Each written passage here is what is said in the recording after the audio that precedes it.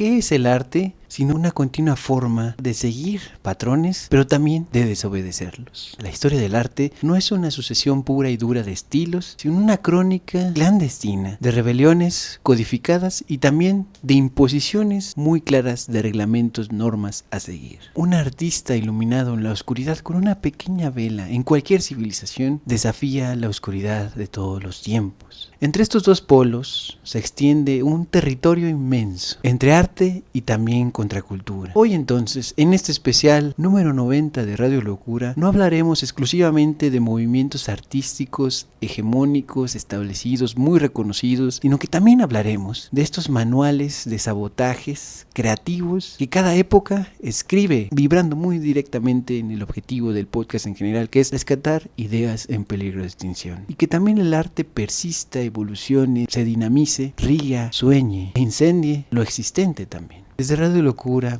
el arte y la contracultura es algo que también nos motiva y en este episodio especial queremos reivindicarlo absolutamente. Bienvenidos a Radio Locura 66. Bienvenidos a Radio Locura 66.6 FM, tu podcast de confianza donde hay ideas en peligro de extinción, cosas musicales, también artísticas, pictóricas y en casos especiales como este episodio en particular, donde vemos cosmogonías y maneras de retar lo establecido. Mi nombre es Javier, @ más o menos en todas las redes sociales. Tengo aquí en YouTube el canal hermano de este proyecto que se llama Más o menos Literatura, donde comparto cosas que a nadie le importan, pero a todo el mundo le sirven, es decir, reseñas literarias, comentarios críticos y culturales y demás cosas por el estilo. Mi nombre es Alex Siriana, alex.siriana en todas las redes sociales. Ya saben que pueden ir a escuchar mi música en todas las plataformas y sobre todo, como siempre les digo, por favor les pido de la manera más atenta que pongan atención también desde dónde están entrando todas estas notas musicales, no solamente mías, sino de todos los artistas que escuchan, para que no vayamos a estar apoyando todas estas cuestiones, estar matando gente. Spotify, Google, Microsoft, ustedes sabrán de lo que estoy hablando acerca de todos estos problemas que hay en Gaza, todas estas cuestiones que también prontamente parece que se están acercando a Latinoamérica y muchas de estas empresas están apoyando todas estas cosas y es que yo siempre les recomiendo hagamos esto de una manera más ética. Podemos hacerlo a través de Bandcamp, escuchar nuestra música favorita. Tampoco se nos van a caer las orejas de estar escuchando música en otros lugares que no sean Spotify y todas estas otras plataformas. Entonces ahí también me pueden encontrar y aparte ahí pueden apoyar a sus artistas de una manera absolutamente directa. Si es la primera vez que estás viendo Radio Locura, te dejamos aquí en la pantalla de descripción, por supuesto, los links para que nos apoyes de distintas maneras, directamente en Patreon y también que nos sigas en Instagram. Y también informarte una vez más que el episodio anterior fue sobre el artista de la filosofía del absurdo, el filósofo del arte del absurdo, esta combinación que se llama Albert Camus, un personaje importantísimo que lo desglosamos ahí desde sus participaciones principalmente en novelas, pero también en ensayos que te hacen reflexionar muchísimo sobre tu propia existencia y también sobre el sabor que tiene la realidad cotidiana y que puedes vivir intensamente. No te olvides que de lunes a viernes tenemos estas mini secciones que son pequeños bocadillos culturales para que tengas algo en que pensar, algo que compartir con tus amigos en el recreo, cuando estás calentando tus cosas ahí en el trabajo, en el microondas que dices ya vete a la chingada, entonces te voy a dar un pinche dato que para que te vayas a la verga, ¿no? Así que recuerden que la locura todo. Y que ser animal no está tan mal. Vamos a ver el intro y estamos de vuelta.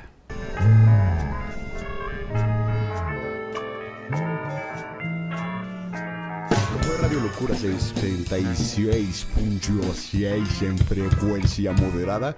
Ideas idiotas para gente inteligente. Adiós.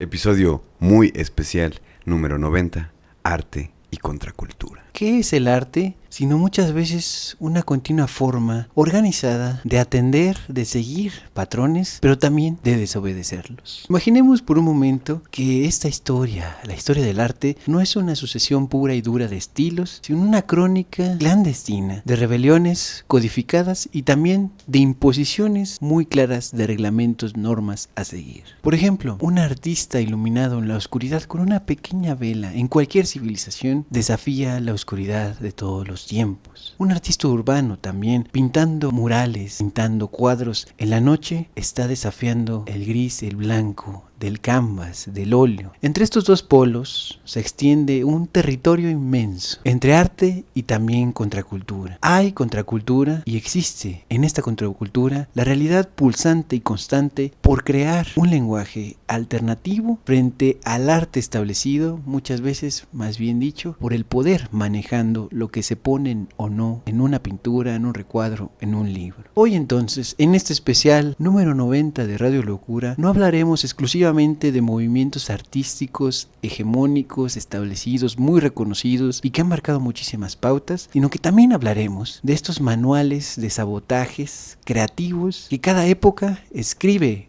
a la par y más o menos sobreviven, y también desde Radio Locura está vibrando muy directamente en el objetivo del podcast en general, que es rescatar ideas en peligro de extinción. Así, estas ideas en peligro de extinción, la contracultura frente al arte establecido, más clásico, más hegemónico, nos permiten sobrevivir y que también el arte persista, evolucione, se dinamice, ría, sueñe e incendie lo existente también. Porque el dogma puede ser divino, puede ser político, puede ser institucional, pero hay posibilidades incluso de organizaciones diferentes artísticas. Y en todo esto hay una línea clara que aparece de distintas formas, pero que sigue continuamente hasta nuestros días. La de aquel que decide que las reglas del juego no son sagradas, aunque muchas veces pueden ser religiosas, y que se pueden reescribir estos propósitos artísticos una y otra vez, aunque a veces pareciera que la posibilidad alternativa, lo subalterno, cuestiones no hegemónicas dominadas completamente desde el poder o desde la religión, sean posibles. Desde Radio Locura, el arte y la contracultura es algo que también nos motiva, y en este episodio especial queremos reivindicarlo absolutamente. Y para empezar a entender todas estas cosmogonías que hemos tenido a lo largo de toda la historia, por supuesto, tenemos que empezar por reivindicar lo que ocurría aquí en nuestro continente americano, muchísimo antes de que llegara este grandísimo hijo de perra, Cristóbal Colón.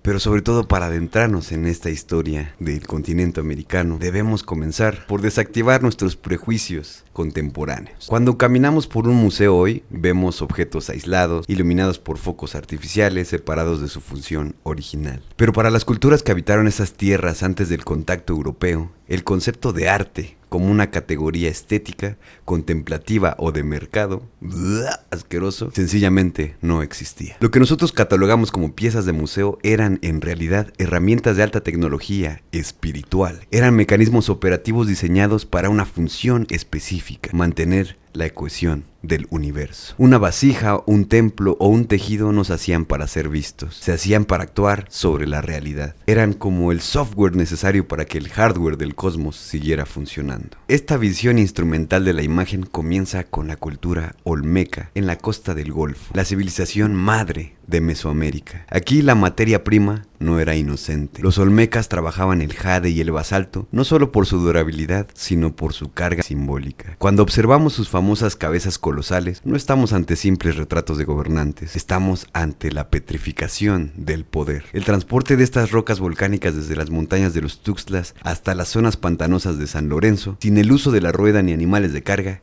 ya constituía un acto ritual de modificación del paisaje, como si fuesen castores.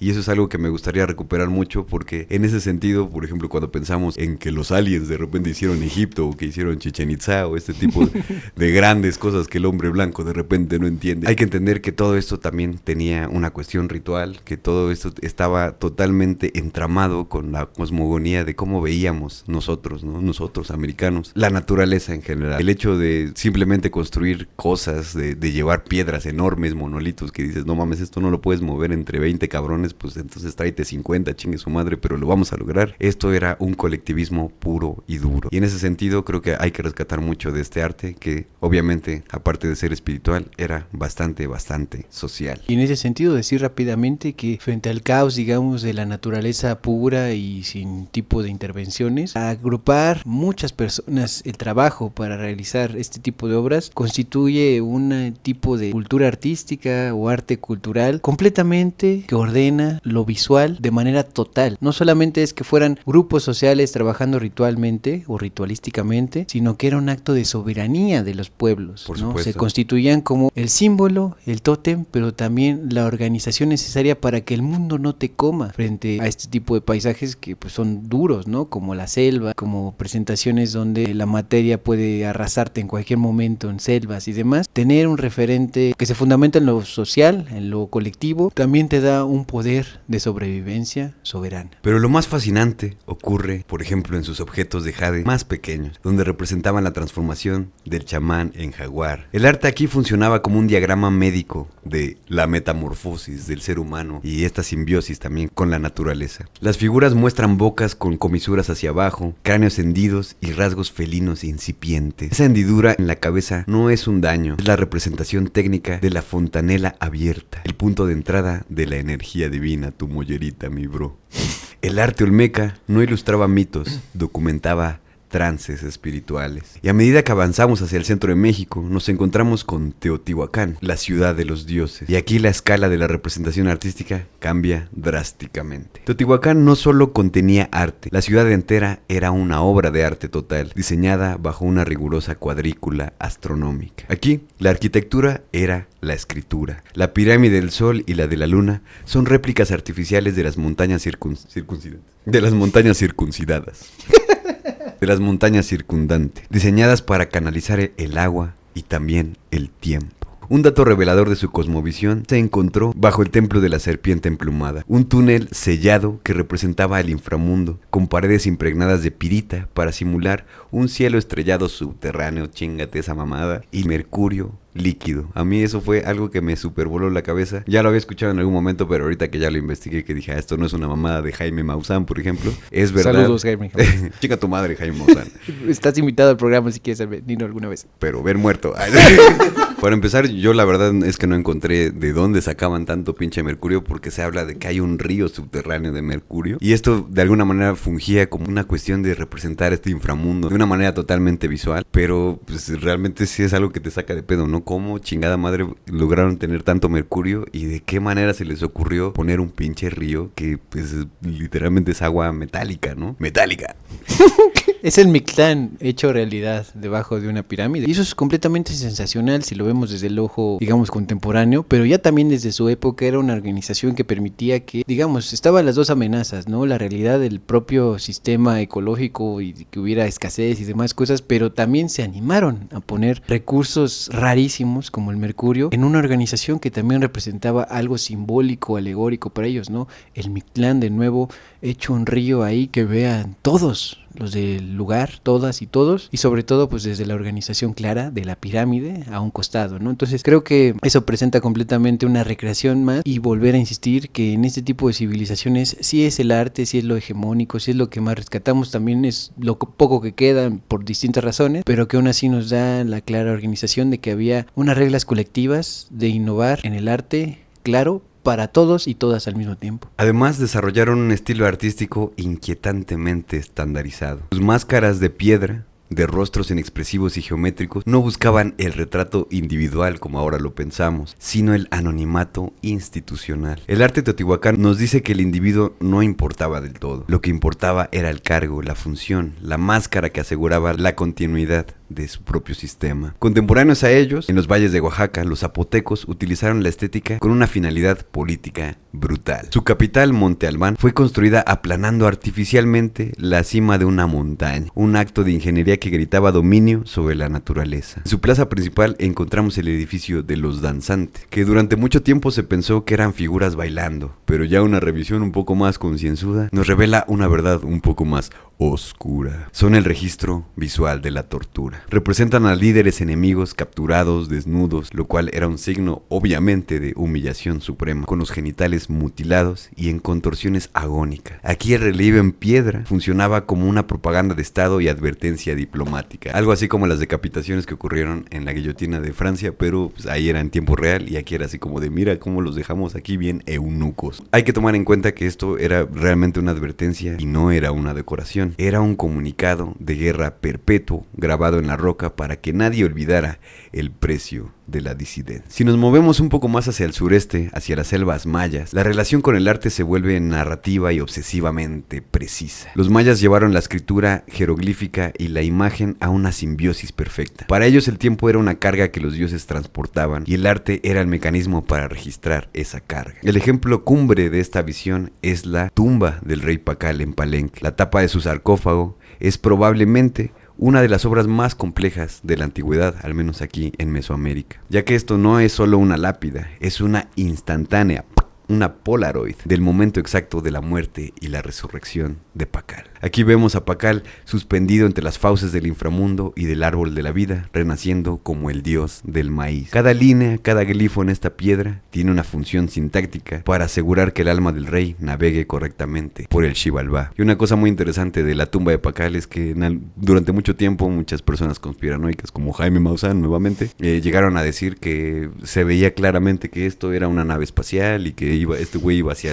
arriba, hacia el cielo. Pero obviamente los estudiosos, ¿no? La gente que sí le sabe, ¿no? Básicamente dijo, no mi bro, estás bien pendejo, este pedo es la muerte de Pacal y simplemente es la representación que termina siendo incluso muchísimo más profundo en un sentido filosófico que pues, el simple hecho de que este güey era de otro lugar y se tenía que ir, ¿no? Esto realmente está representando un puente entre la vida y la muerte y también de cómo este güey se convierte en el dios del maíz, ¿no? Y esto lo estamos recuperando justamente porque como vamos a estar hablando de muchas cosmogonías que hemos tenido a lo largo de la historia como seres humanos, también es para entender un poco cómo el arte no siempre se ha visto de la misma manera y que no siempre se ha hecho desde el mismo lugar, ¿no? Sí se ha hecho con fines teológicos, se ha hecho obviamente con fines políticos, pero la cosmogonía de estas culturas realmente estaban poniendo demasiado profundidad en las cosas que estaban intentando proyectar en todas sus representaciones que ahora llamamos artísticas. Así es, Pelana. Además, los mayas fueron maestros de la química aplicada al arte. Inventaron el azul maya, un pigmento híbrido orgánico o inorgánico creado al fusionar índigo con una arcilla llamada paligorxita a altas temperaturas. Este color resistente al ácido, al tiempo y a la intemperie era la tecnología para vestir a los dioses. En los murales de Bonampak vemos este azul vibrante narrando batallas y juicios con un realismo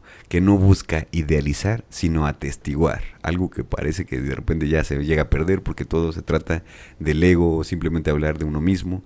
En ese sentido era completamente colectivo y tenía muchísimo que ver con la cosmogonía de la cultura maya. Las manos de los cautivos sangran, las uñas son arrancadas. El arte maya no censuraba la violencia porque la sangre era, en su cosmovisión, el fluido hidráulico que movía el universo. Esta necesidad de fluidos vitales llega a su paroxismo con los mexicas o aztecas, que realmente la forma correcta, digamos, de decirlo es mexicas. Ellos a sí mismos se llamaban mexicas. Aztecas viene ya de un vocablo que se hace de unos gringos, ¿no? Esto es en la época del posclásico. Su arte nace de la angustia cósmica de los mexicas. Creían vivir en una era inestable, el quinto sol, que podía colapsar en cualquier momento. Por ello, su cultura es maciza, aterradora, pero también es solemne. La Coatlicue, la diosa madre, es una masa de serpientes bicéfalas, collares de manos y corazones humanos. No fue hecha para ser bella, fue hecha para inspirar el terror sagrado, el mysterium tremendum, como se le llama. Pero la sofisticación mexica tenía otra cara, una más efímera y valorada que el oro, el arte plumario. Los amantecas,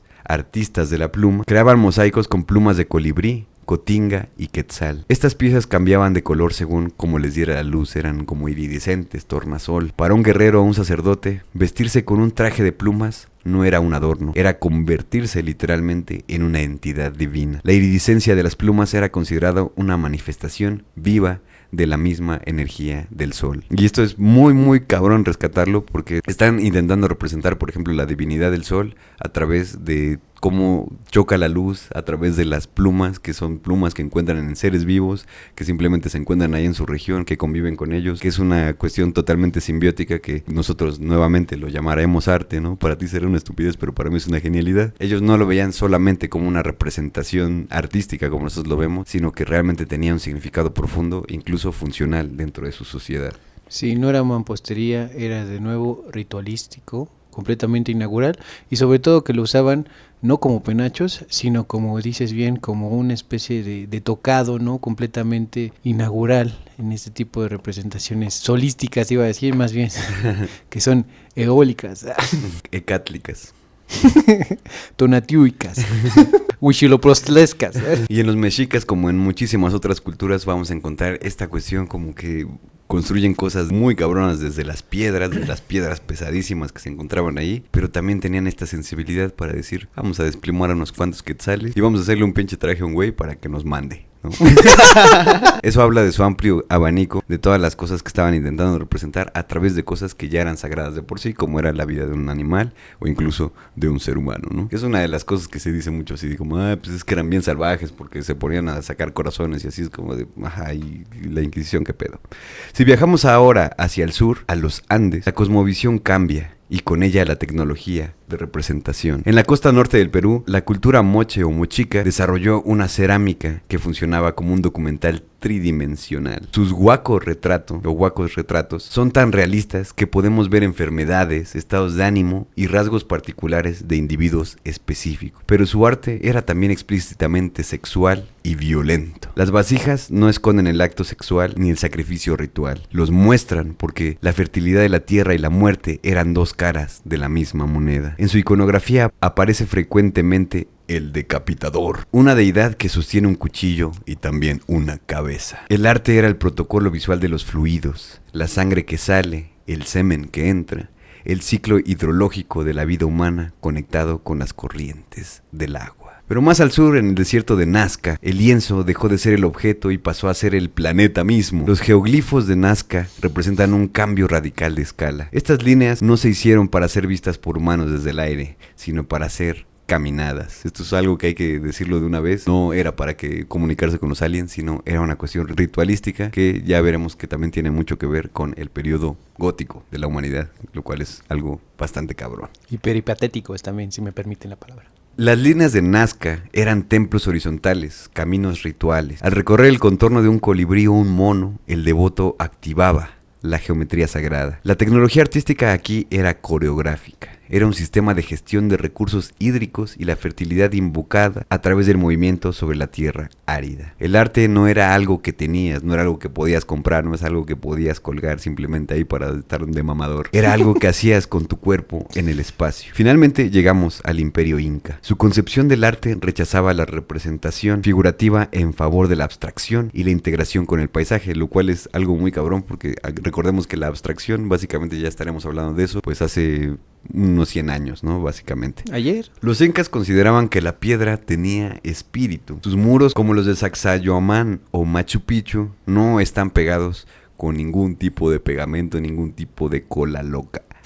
Las piedras están talladas para encajar entre sí como rompecabezas orgánicos, respetando la forma natural de la roca y obviamente también dándole aquí sus ángulos, que si bien saben las personas que estén muy entendidas en arqueología, de repente sabrán que estas piedras muchas veces tienen 12 ángulos. Esto era una declaración teológica. El orden inca no se impone contra la naturaleza, sino que encaja perfectamente con ella. Sin embargo, para el inca, el objeto de arte supremo no era la piedra ni el oro, sino el textil. Los tejidos o cumbi era el regalo más preciado y el símbolo de estatus definitivo. Y dentro de estos tejidos desarrollaron los tocapos, cuadrados con diseños geométricos que funcionaban casi como un código QR de identidad, rango y linaje. O sea, básicamente eran bien elitistas, pero lo hacían con textiles.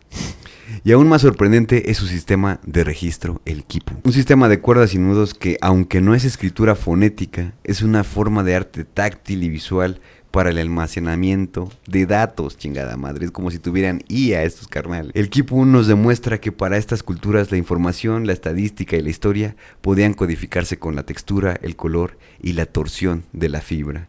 Era una tecnología de datos que se sentía con las manos. Y como podrán estar viendo en la pantalla, se tratan casi como de cuendas. Tienen como nudos que ellos sabían muy bien descifrar. Me parece que incluso hasta el día de hoy se sigue investigando porque realmente no se han podido descifrar del todo. Pero se habla de que hacían censos poblacionales con esto, que se registraban tributos, por ejemplo. Incluso llegaban a poner nombres personales o cosas así que estaban codificadas dentro de estos quipu. Y realmente es algo que se puede considerar como precursor incluso de la mismísima computación. O sea, esto es a lo que nos referimos con que el arte también era funcional en ese sentido. Ahora en las nuevas olas, digamos, ya del siglo XX de cómo se ve el arte, incluso como con Marcel Duchamp, lo que se intentaba hacer era que fuera lo más pinche inútil de la puta historia. Vean nuestro episodio de Marcel Duchamp. Y ellos estaban intentando de alguna manera siempre hacerlo funcional, no nada más para ellos, sino que también tuvieran esta conexión tan cabrona y simbiótica con la naturaleza. Al revisar este panorama, desde las cabezas olmecas hasta los nudos incas, entendemos que nuestra categoría moderna de arte se queda absolutamente en la pendeja.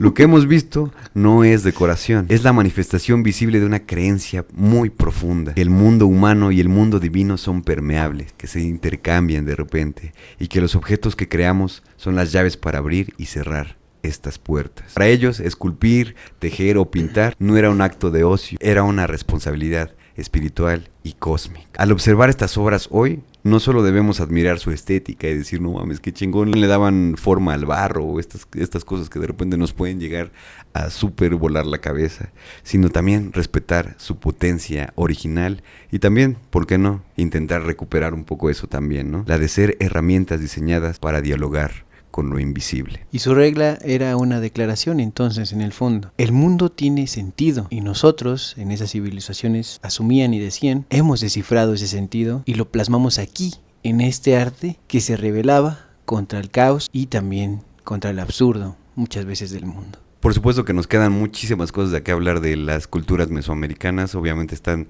todas estas cuestiones del estuco, los frescos, la forma en la que hacían las pirámides, obviamente. Pero estamos intentando también comunicar un poco lo que ellos estaban viendo como algo de primera necesidad con estas representaciones. Obviamente también tenían toda una cosmogonía que tenía que ver muchísimo con la guerra, con la sangre, y por eso es que decían, estos güeyes son bárbaros, son los hijos de la chingada, asesinos. Que bueno, realmente qué cultura tiene las manos limpias en cuestión de sangre, ¿no? Y en todo caso también pues recordar que los rituales también no solamente eran para exterminar o para dominar, sino también para compartir la comida.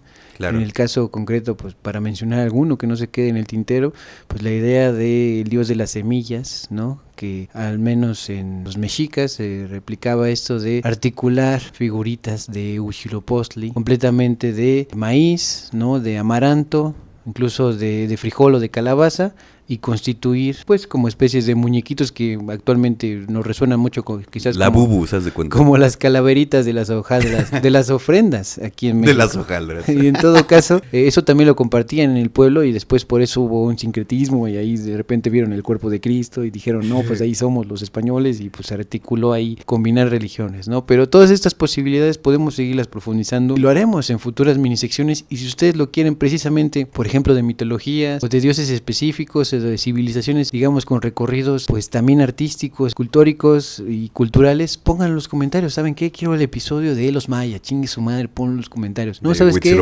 Yo quiero representaciones y que se pongan aquí bien intensos con Xipetotepec, el desollado de este dios completamente reformulándose de más, ¿no? Entonces, todas esas opciones no nos negamos absolutamente, seguimos avanzando, pero pónganlo en los comentarios porque profundizar siempre es un gusto también con su conocimiento y su participación. Lo importante aquí es realmente entender que el arte, como nosotros lo entendemos, tiene obviamente sus raíces profundamente clavadas en el colectivismo de nuestras culturas y sobre todo nuestras culturas indígenas originarias de aquí, de América. Esta necesidad que estuvimos viendo en el mundo mesoamericano a grandes rasgos con representaciones muy potentes de crear un sistema propio frente al poder abrumador es el germen de otros movimientos que vienen posteriormente. Y si en América el poder era el cosmos, era la realidad natural, en la Europa y también en el mundo islámico medieval, el poder tenía, y algunos dirán, no tenía, rostro divino. Esa es la discusión en estos movimientos que vamos a pasar a continuación. La rebeldía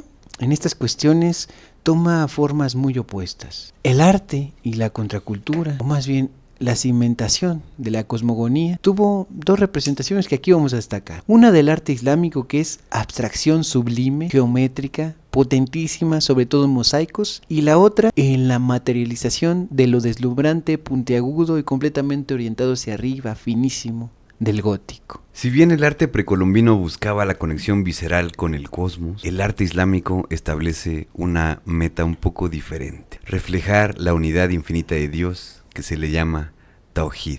Es un arte que no representa lo divino, sino que evoca su esencia ordenada y sin forma. Un Dios que, como ya dijiste, no tiene un rostro, sino que es absolutamente omnipresente, Alá. El motor de esta creación es lo que para el ojo occidental a menudo se confunde con una limitación, y esto se le llama el aniconismo, es decir, no tener íconos, la restricción de la representación figurativa de algún dios o de algún profeta. En una tradición nacida en un contexto de politeísmo e idolatría, el Islam estableció una ruptura radical. Dios trascendente, infinito y sin forma. Representar a Alá o a sus profetas en figura sería limitarlos y correr el riesgo de que la imagen se convierta en objeto de adoración. Algo que de alguna manera todas las personas saben que es haram. Saben que es haram y por supuesto que lo critican del cristianismo, ¿no? Y sobre todo del catolicismo, que es como de no mames, y ese pinche San Miguel, qué pedo, ¿no? Pero esta prohibición no fue un freno para ellos, fue una catarsis creativa. Al despojar al artista de la figura humana como tema central, se abrió la puerta a una exploración sin precedentes con otras 3 tecnologías visuales: la geometría, el patrón y la palabra. La geometría en el arte islámico no es decoración, es pura y dura teología aplicada. El patrón o arabesco es la manifestación visual de la naturaleza infinita e inagotable de Dios. Si un patrón se repite hasta el infinito, sugiere que la creación de Alá es ilimitada. La compleja interconexión y el entrelazamiento de las líneas y polígonos que refleja la unidad de toda esta creación. Mirar una de estas composiciones no es solo un acto estético, de nuevo como lo entendemos nosotros, es una meditación activa sobre el orden oculto del universo. La técnica es matemática en su origen. Y recordemos que los árabes son una verdadera chingonería en las matemáticas, básicamente esos güeyes lo inventaron todo. Utilizando la circunferencia como símbolo de la unidad y la cuadrícula como símbolo de la Tierra, los artesanos desarrollaron estrellas de múltiples puntas y polígonos que se entrelazan en una danza perfecta y simétrica que si en algún momento te has metido psicodélico seguramente has visto este tipo de patrones. Un dato fascinante fue el descubrimiento en el siglo XXI de que los complejos teselados, es decir, todo lo que estamos viendo en este momento, son casi matemáticamente idénticos a los teselados aperiódicos de Penrose, que básicamente son construcciones geométricas que son matemáticamente perfectas, se pueden entender como patrones geométricos que nunca se repiten, pero aún así tienden hacia el infinito, una cosa que te vuela la cabeza. Estos teselados de Penrose es un concepto desarrollado por la física occidental casi 6 siglos después. Esto demuestra una intuición geométrica en los artesanos medievales islámicos que estaba siglos adelantado a la ciencia formal. Esta obsesión por llenar cada espacio es lo que se conoce como el horror vacui o el miedo al vacío. No es solamente por estética el hecho de que quieran llenar todo y no tengan espacios en blanco, sino que es un espacio lleno de un patrón ordenado en un espacio sellado y protegido por la armonía divina, ¿no? Parece que de repente nada más estoy hablando así como si fuera un testigo de Jehová o cualquiera que llegue a tocarte en tu pinche puerta el domingo a las 7:30 AM, pero esto realmente es toda una cosmovisión que tenían en su momento y que siguen manteniendo como algo totalmente respetable para ellos, como una representación de este infinito que es divino, donde el caos y la ignorancia para nada tienen cabida, porque aquí no somos estúpidos. Si Dios no puede ser representado, su palabra sí puede ser glorificada. El Corán, la palabra literal de Alá, como se proclama en el Islam, se convirtió en el tema artístico más sublime. La caligrafía es el arte islámico por excelencia, una manifestación visual de lo sagrado que se eleva por encima de la pintura o de la escultura. Se desarrollaron estilos increíblemente sofisticados que funcionaban como lenguajes visuales. El cúfico, con sus ángulos rectos y majestuosidad, ideal para inscripciones monumentales como la que estamos viendo en pantalla, o el tulut, más fluido y elegante, utilizado en los manuscritos. Los calígrafos eran artistas de altísimo estatus y al escribir las palabras del Corán no solo registraban el texto, sino que ofrecían una forma de contemplación visual de la verdad revelada, algo que ellos conocen por supuesto como la palabra de mismísimo Alá. La palabra no solamente se lee, sino que se convierte una vez más en un arabesco que te está dando todas estas pistas sobre que lo infinito y Dios y todo es absolutamente omnipresente. Y eso solamente quiero rescatar el hecho de que pues, los escribas o escribanos que se pueden encontrar en esta cultura, incluso también en Mesoamérica o en Egipto o en los etruscos, en muchísimos otros lugares del mundo, ahora se ha perdido ese respeto por la gente que hace caligrafía, incluso por los mismísimos escritores también, ¿no? Por eso para mí es muy relevante el recuperar este tipo de pensamientos que literalmente son ideas en peligro de extinción, porque pues ahora dices, no, pues si tu hijo quiere estudiar literatura y te quieres dedicar a las letras, te vas a morir de hambre, ¿no? En ese momento era como, wow, te quieres dedicar a las letras, eres una pinche verga, hijo, ¿no? Qué bueno que no quieres ser médico, esas pendejadas no dejan nada de dinero, ¿no? Quieres ser abogado, ¿no? Y eso nos habla mucho de cómo la cultura de alguna manera también le va dando forma, pues obviamente a los oficios, y obviamente los oficios también le dan forma a la cultura, ¿no? Entonces, en ese sentido, en ese loop que tenemos de repente como el trabajo que nos da dignidad y propósito en nuestras vidas, se ve de repente muy desplazado o incluso recuperado a través de los siglos, pero ahorita lo importante de decir y que nos quede muy claro es cómo todas estas cosas también se van cambiando, incluso también la visión esta de artesano y artista, ¿no? Que ahorita ya está como el artista es el güey que hace cuadros que valen un chingo de dinero y este güey que se la pasa haciendo cosas de mimbre o cosas de lata para el público en general, que lo ven de esa manera, lo desprecian, es como si hubiera dos categorías de artistas, ¿no? En este sentido, pues los escribanos, los calígrafos eran personas altamente respetadas, ¿por qué? Porque eran aquellos que estaban poniendo de manifiesto la palabra del mismísimo Alá. Ahora mismo en la actualidad, bajo la lupa del capitalismo, pues vemos muchas de estas cosas como si pues, no tuvieran una relevancia realmente para nuestra cultura, o tal vez lo tienen para la cultura, pero no lo tienen para el capital. Pero regresando al arte islámico, hay que decir que no es monolítico. Se adaptó a las vastas geografías y culturas que abrazaron el Islam, desde España hasta la India, porque también hay que decirlo, en este momento el mundo árabe era súper vasto en cuestión de territorio, pero siempre estaban bajo este principio del Tawhid, del que ya les había hablado, que es esta unidad con Dios. En los inicios, el Domo de la Roca en Jerusalén, una de las primeras grandes obras, utilizó los mosaicos no para representar figuras, sino para glorificar el paraíso con imágenes de joyas, coronas y árboles frutales. Es una declaración visual de la soberanía de la nueva fe. El esplendor del arte islámico en Occidente se manifestó en Al-Andalus, la gran mezquita de Córdoba. Es un bosque de columnas y arcos de herradura con bandas rojas y blancas que crean un efecto hipnótico y etéreo que la verdad es que muy pocas cosas en el mundo occidental te pueden llegar a dar, donde la luz se filtra mágicamente para inducir a la introspección. Algo que por supuesto como seres religiosos, entes religiosos, estamos buscando casi todo el tiempo. Pero la cumbre se encuentra en la Alhambra de Granada, una materialización del paraíso en la tierra. La obsesión con el agua y los jardines Chahar Bagh o jardín de 4 partes es una metáfora del Edén coránico y se fusiona con la decoración del estuco. En estas culturas están intentando representar sus orígenes, también de su universo, tal vez de la misma manera en la que nosotros lo estamos haciendo. Tomemos en cuenta que obviamente las cuestiones literarias y históricas son bastante distantes en ese sentido. También destacan en el mundo islámico las mukarnas, esas complejas estructuras en forma de panal de miel o de estalactitas que decoran las bóvedas. No solo son ornamentación, son una forma de arquitectura que desmaterializa el soporte, creando la sensación de un cosmos cristalino que se transforma constantemente ante tus ojos. Porque hay que decirlo también, tienen esta cuestión como muy psicodélica de que tú empiezas a ver algo y de repente tu mirada se pierda dentro de todas estas formas y colores, ¿no? Que es algo que en el mundo occidental pues solamente se los adjudicamos a los hippies básicamente. La última gran explosión artística ocurrió en los imperios otomano, safávida y mogol. En el imperio otomano, maestros como el arquitecto Sinan elevaron la cúpula a la perfección y los azulejos del Iznik, que se parece muchísimo a la talavera poblana, o muchos dirán talavera china. Inyectaron un rojo vibrante en la arquitectura, un color que junto al azul intenso se creía que tenía el poder de repeler a los malos espíritus. El arte de Safávida de Persia se convirtió en el maestro de la pintura en miniatura. Mini.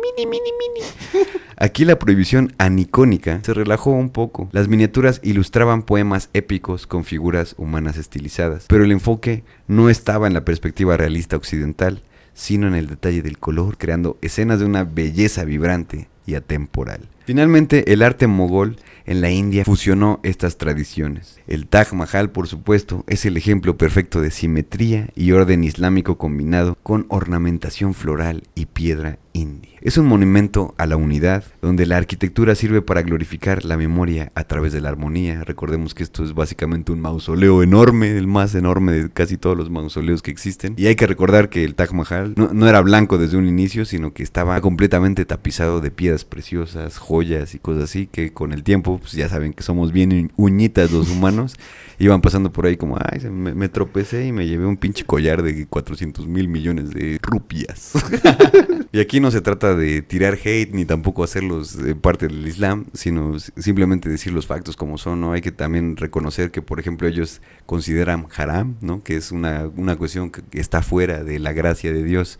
El, por ejemplo, escuchar música que no tenga alabanzas o ese tipo de cosas. Entonces, pues MP3 y iPods y cosas así, ahí no van a encontrar. Entonces, es algo muy interesante para mí como músico. Yo cuando me di cuenta de esto es como de, imagínate que yo hubiera nacido en esos pinches lugares, güey. Ahorita tendría que estar básicamente como los cristianos en sus templos, ¿no? O sea, solamente haciendo música de alabanza. Ahí sí literalmente me muero de hambre. O te matan. Es algo que se comenta mucho acerca de esta cultura, ¿no? Que pareciera ser muy violenta y todo. También hay que tomar en cuenta que pues, lo estamos viendo desde nuestro punto de vista totalmente occidental. Y de hecho, entre país y país, o naciones o organizaciones sociales cambia, ¿no? Hay unos países que son mucho más laxos y que la Sharia, ¿no? Esta ley, digamos, que dictamina todo, muy clásicamente en Islam, no es lo mismo como se presenta en Irán, que claro, en Arabia Saudita o en lugares de la India y demás, porque ha abarcado muchísimo en el mundo, ¿no? Incluso las Filipinas. Entonces, pensar en todo esto es que la ley divina, que no viene precisamente del Corán, sino de las enseñanzas, digamos, paralelas del profeta, ¿no? Que ellos siguen completamente eso, del profeta Mohammed, no es la misma aplicación de la palabra de Dios, que es el Corán, del rezo, de la recitación de Dios, que es el Corán, a la ley divina, que se basa en pensamientos y reflexiones paralelas al Corán. Entonces, estas aplicaciones son distintas y no todos los países que sigan esta cultura y esta religión aplican la misma violencia, y de hecho muchos son completamente, la gran mayoría son bastante pacíficos y reivindican muchísimo el estar en paz y en calma y concentrándose en su rezo y en su arte completamente en lo personal día a día. Sí, que eso también es una cuestión de principio de islamofobia que está profundamente enraizado en la xenofobia, ¿no? Es decir, el miedo a lo distinto, ¿no? Que de repente se piensa que la xenofobia es como el miedo a la gente, ¿no? A la gente extraña, al extranjero. De alguna manera sí es así, pero es también hacia las culturas, ¿no? Esta islamofobia es como que está súper pinches hasta dentro de la raíz de Estados Unidos, ¿no? Como ven a alguien ya con barbita y dicen, no, este güey ya nos va a explotar en algún momento, ¿no? Y eso es un comportamiento y un pensamiento absolutamente estúpido. Hay que tomar en cuenta que obviamente sí tenemos culturas distintas, que la violencia la vemos de una manera distinta. Obviamente también hay tácticas militares, pero no me van a venir a mamar los gringos que ellos son muy pacifistas. Entonces, de alguna manera es simplemente una cuestión de cómo se cuentan estas narrativas, ¿no? Y en la cuestión, por ejemplo, de la música, que no se dejan escuchar así como Lady Gaga o ese tipo de cosas, pues tienen que ver también con cuestiones profundamente religiosas, y en ese sentido hay que respetar ese tipo de cosas. También la gente que está ahí, que tiene la posibilidad de hacer un cambio revolucionario dentro de eso, que es algo que estaremos viendo un poco más al rato, es desafiar estas hegemonías, ¿no? Por supuesto que hay músicos que han intentado hacer música que no tenga que ver con estas alabanzas y han tenido algunos un final un poco fatal, y unos meteorillos, y algunos han tenido pues la suerte también de llegar a otros lugares donde pues sí es bienvenida su música, y ese tipo de diversidades es las que realmente tenemos que rescatar. Pero terminando con el legado del arte islámico, hay que decir que es absolutamente inmenso. Los creadores de las matemáticas, unos verdaderos genios de la geometría, y también con una cosmovisión unificante. Arquitectos contemporáneos como Zaha Hadid, por ejemplo, han canalizado las formas fluidas y las geometrías complejas de toda esta tradición en la arquitectura moderna. Ella es básicamente una de las grandes referentes femeninas de la arquitectura. Tiene un premio Pritzker, ¿no? Que es como el Nobel de la arquitectura, y ella obviamente viene de toda esta cultura y lo está llevando también. Incluso tiene edificios que aparte de que se ven súper futuristas, están por ejemplo, en China, en otros lugares del mundo que no son precisamente parte del mundo árabe, ¿no? Entonces, todo esto hay que rescatarlo, les digo nuevamente, como una cuestión de diversidad cultural. Y muchas de estas cosas las podemos ver también, por ejemplo, en nuestra era digital, ¿no? Y sobre todo ahorita que ya está todo el pedo de las inteligencias artificiales, porque en cuestiones algorítmicas, por ejemplo, muchos artistas visuales o incluso matemáticos crean patrones generativos infinitos que están sin saberlo repitiendo el proceso creativo de los artesanos islámicos medievales. El arte islámico nos enseña que el mayor acto de creación no es representar al creador, sino honrar la perfección de su creación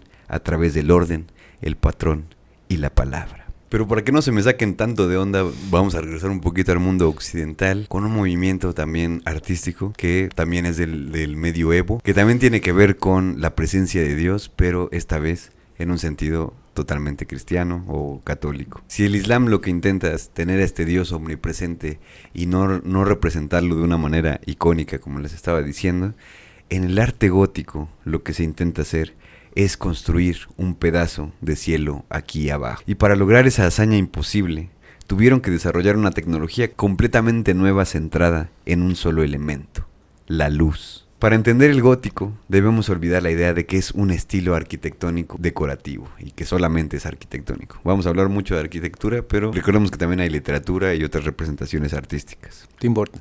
Pero es, ante todo, una aplicación práctica de la filosofía. En aquel momento, en el medioevo gótico, gracias a esos textos de pensadores como Dionisio Areopagita, se consolidó la idea teológica de que Dios no era una figura antropomorfa sentada en un trono, sino que era la luz primordial. En este caso, no será este Dios omnipresente como siempre lo teníamos, sino que ellos ya lo querían representar a través de la luz, lo cual es absolutamente hermoso. Por lo tanto, la luz física que entra por la ventana no era simplemente iluminación, era la emanación directa de la divinidad. Esto se planteó como un problema técnico monumental. Las iglesias románicas de la época eran fortalezas oscuras de muros gruesos, por los que la luz obviamente no entraba, y eso quería decir que Dios no podía estar ahí. Para traer a Dios al edificio, había que eliminar los muros. El gótico es la historia de cómo la ingeniería resolvió el problema de hacer desaparecer la piedra para dejar pasar la gracia divina. Y como ya les dije, también tenemos muchísimos ejemplos de la literatura. En ese sentido, por ejemplo, tenemos a Horace Walpole con su obra El Castillo de Otranto, que fue de 1764, que es un pinche dato que a mí me vale verga, pero aquí estaba escrito, considerada la primera novela gótica. Y aquí yo sí me puse a pensar como de, a ver, ¿cómo es que el dejar entrar la luz tiene que ver con la literatura, ¿no? Es un tanto tangencial, porque si bien en la arquitectura lo que se intentaba era esta búsqueda de la luz, en la cuestión de la literatura, por eso es que nosotros relacionamos lo gótico con lo oscuro, porque de alguna manera sí se está buscando esta luz, pero antes de llegar a eso, se intenta llegar a las profundidades de la oscuridad de la humanidad, de cómo nosotros pensamos, de cómo nosotros estamos viviendo y sobre todo también, obviamente, en la conexión con Dios, que de repente parece que no hay señal, ¿no? Tenemos grandes representaciones como, por supuestísimo, Mary Shelley con Frankenstein de 1818. Ustedes ya habrán visto seguramente la versión de Guillermo del Toro recientemente publicada, pero Frankenstein obviamente tiene muchísimo que ver con toda esta cuestión de intentar explorar estas esquinas oscuras de la humanidad, ¿no? Algo que se puede notar muchísimo en no solamente la cuestión del mismísimo monstruo que está en Frankenstein, sino del hijo de perra de Víctor Frankenstein, ¿no? También tenemos obras como, por supuesto, Bram Stoker con Drácula, ¿no? Que es como lo gótico que se tiene por excelencia, que es una de las obras más icónicas del género gótico, que popularizó, por supuesto, al vampiro, ¿no? Que hablé como Carlos Vallarta.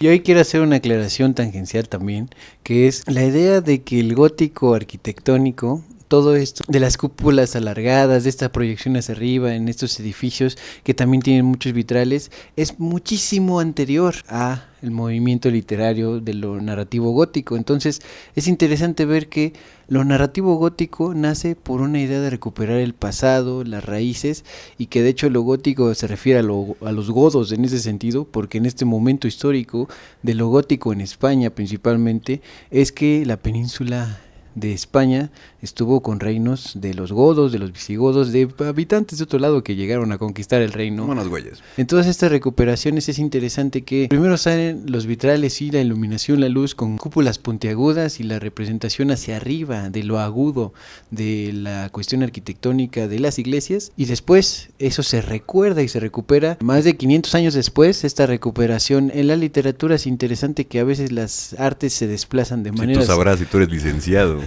Se manejan de maneras, digamos, misteriosas, pero en este caso sí, hay gótico en la literatura, pero es una reminiscencia, es una sombra y también es un vitral de lo arquitectónico de más de 500 años atrás, y eso lo hace aún más gótico lo literario y aún más gótico lo arquitectónico, porque las luces de las catedrales y estas grandes cúpulas se replican con estos castillos, con estas representaciones también arquitectónicas, con casas embrujadas, con representaciones de creaciones en los sótanos, en las oscuridades, para darle potencia más a las virtudes o a la pérdida de virtudes de los protagonistas en la literatura. Sí, justo como se puede ver también con mismísimo Edgar Allan Poe, en relatos como El corazón del ator, en La caída de la casa Usher, que obviamente exploran ya el terror psicológico y lo macabro, y que se da esta sensación de que lo gótico es totalmente sombrío, pero en la cuestión arquitectónica es totalmente lo contrario. Entendamos esto como encontrar la luz a través de la exploración de la oscuridad. Pero esta revolución arquitectónica no nace del vacío. Fue impulsada por el nacimiento de las ciudades y la burguesía, la maldita hija de perra burguesía. La catedral dejó de ser un refugio monástico para convertirse en el orgullo cívico, una empresa colectiva gestionada por gremios de artesanos altamente especializados, y no solamente ellos, sino también los arquitectos.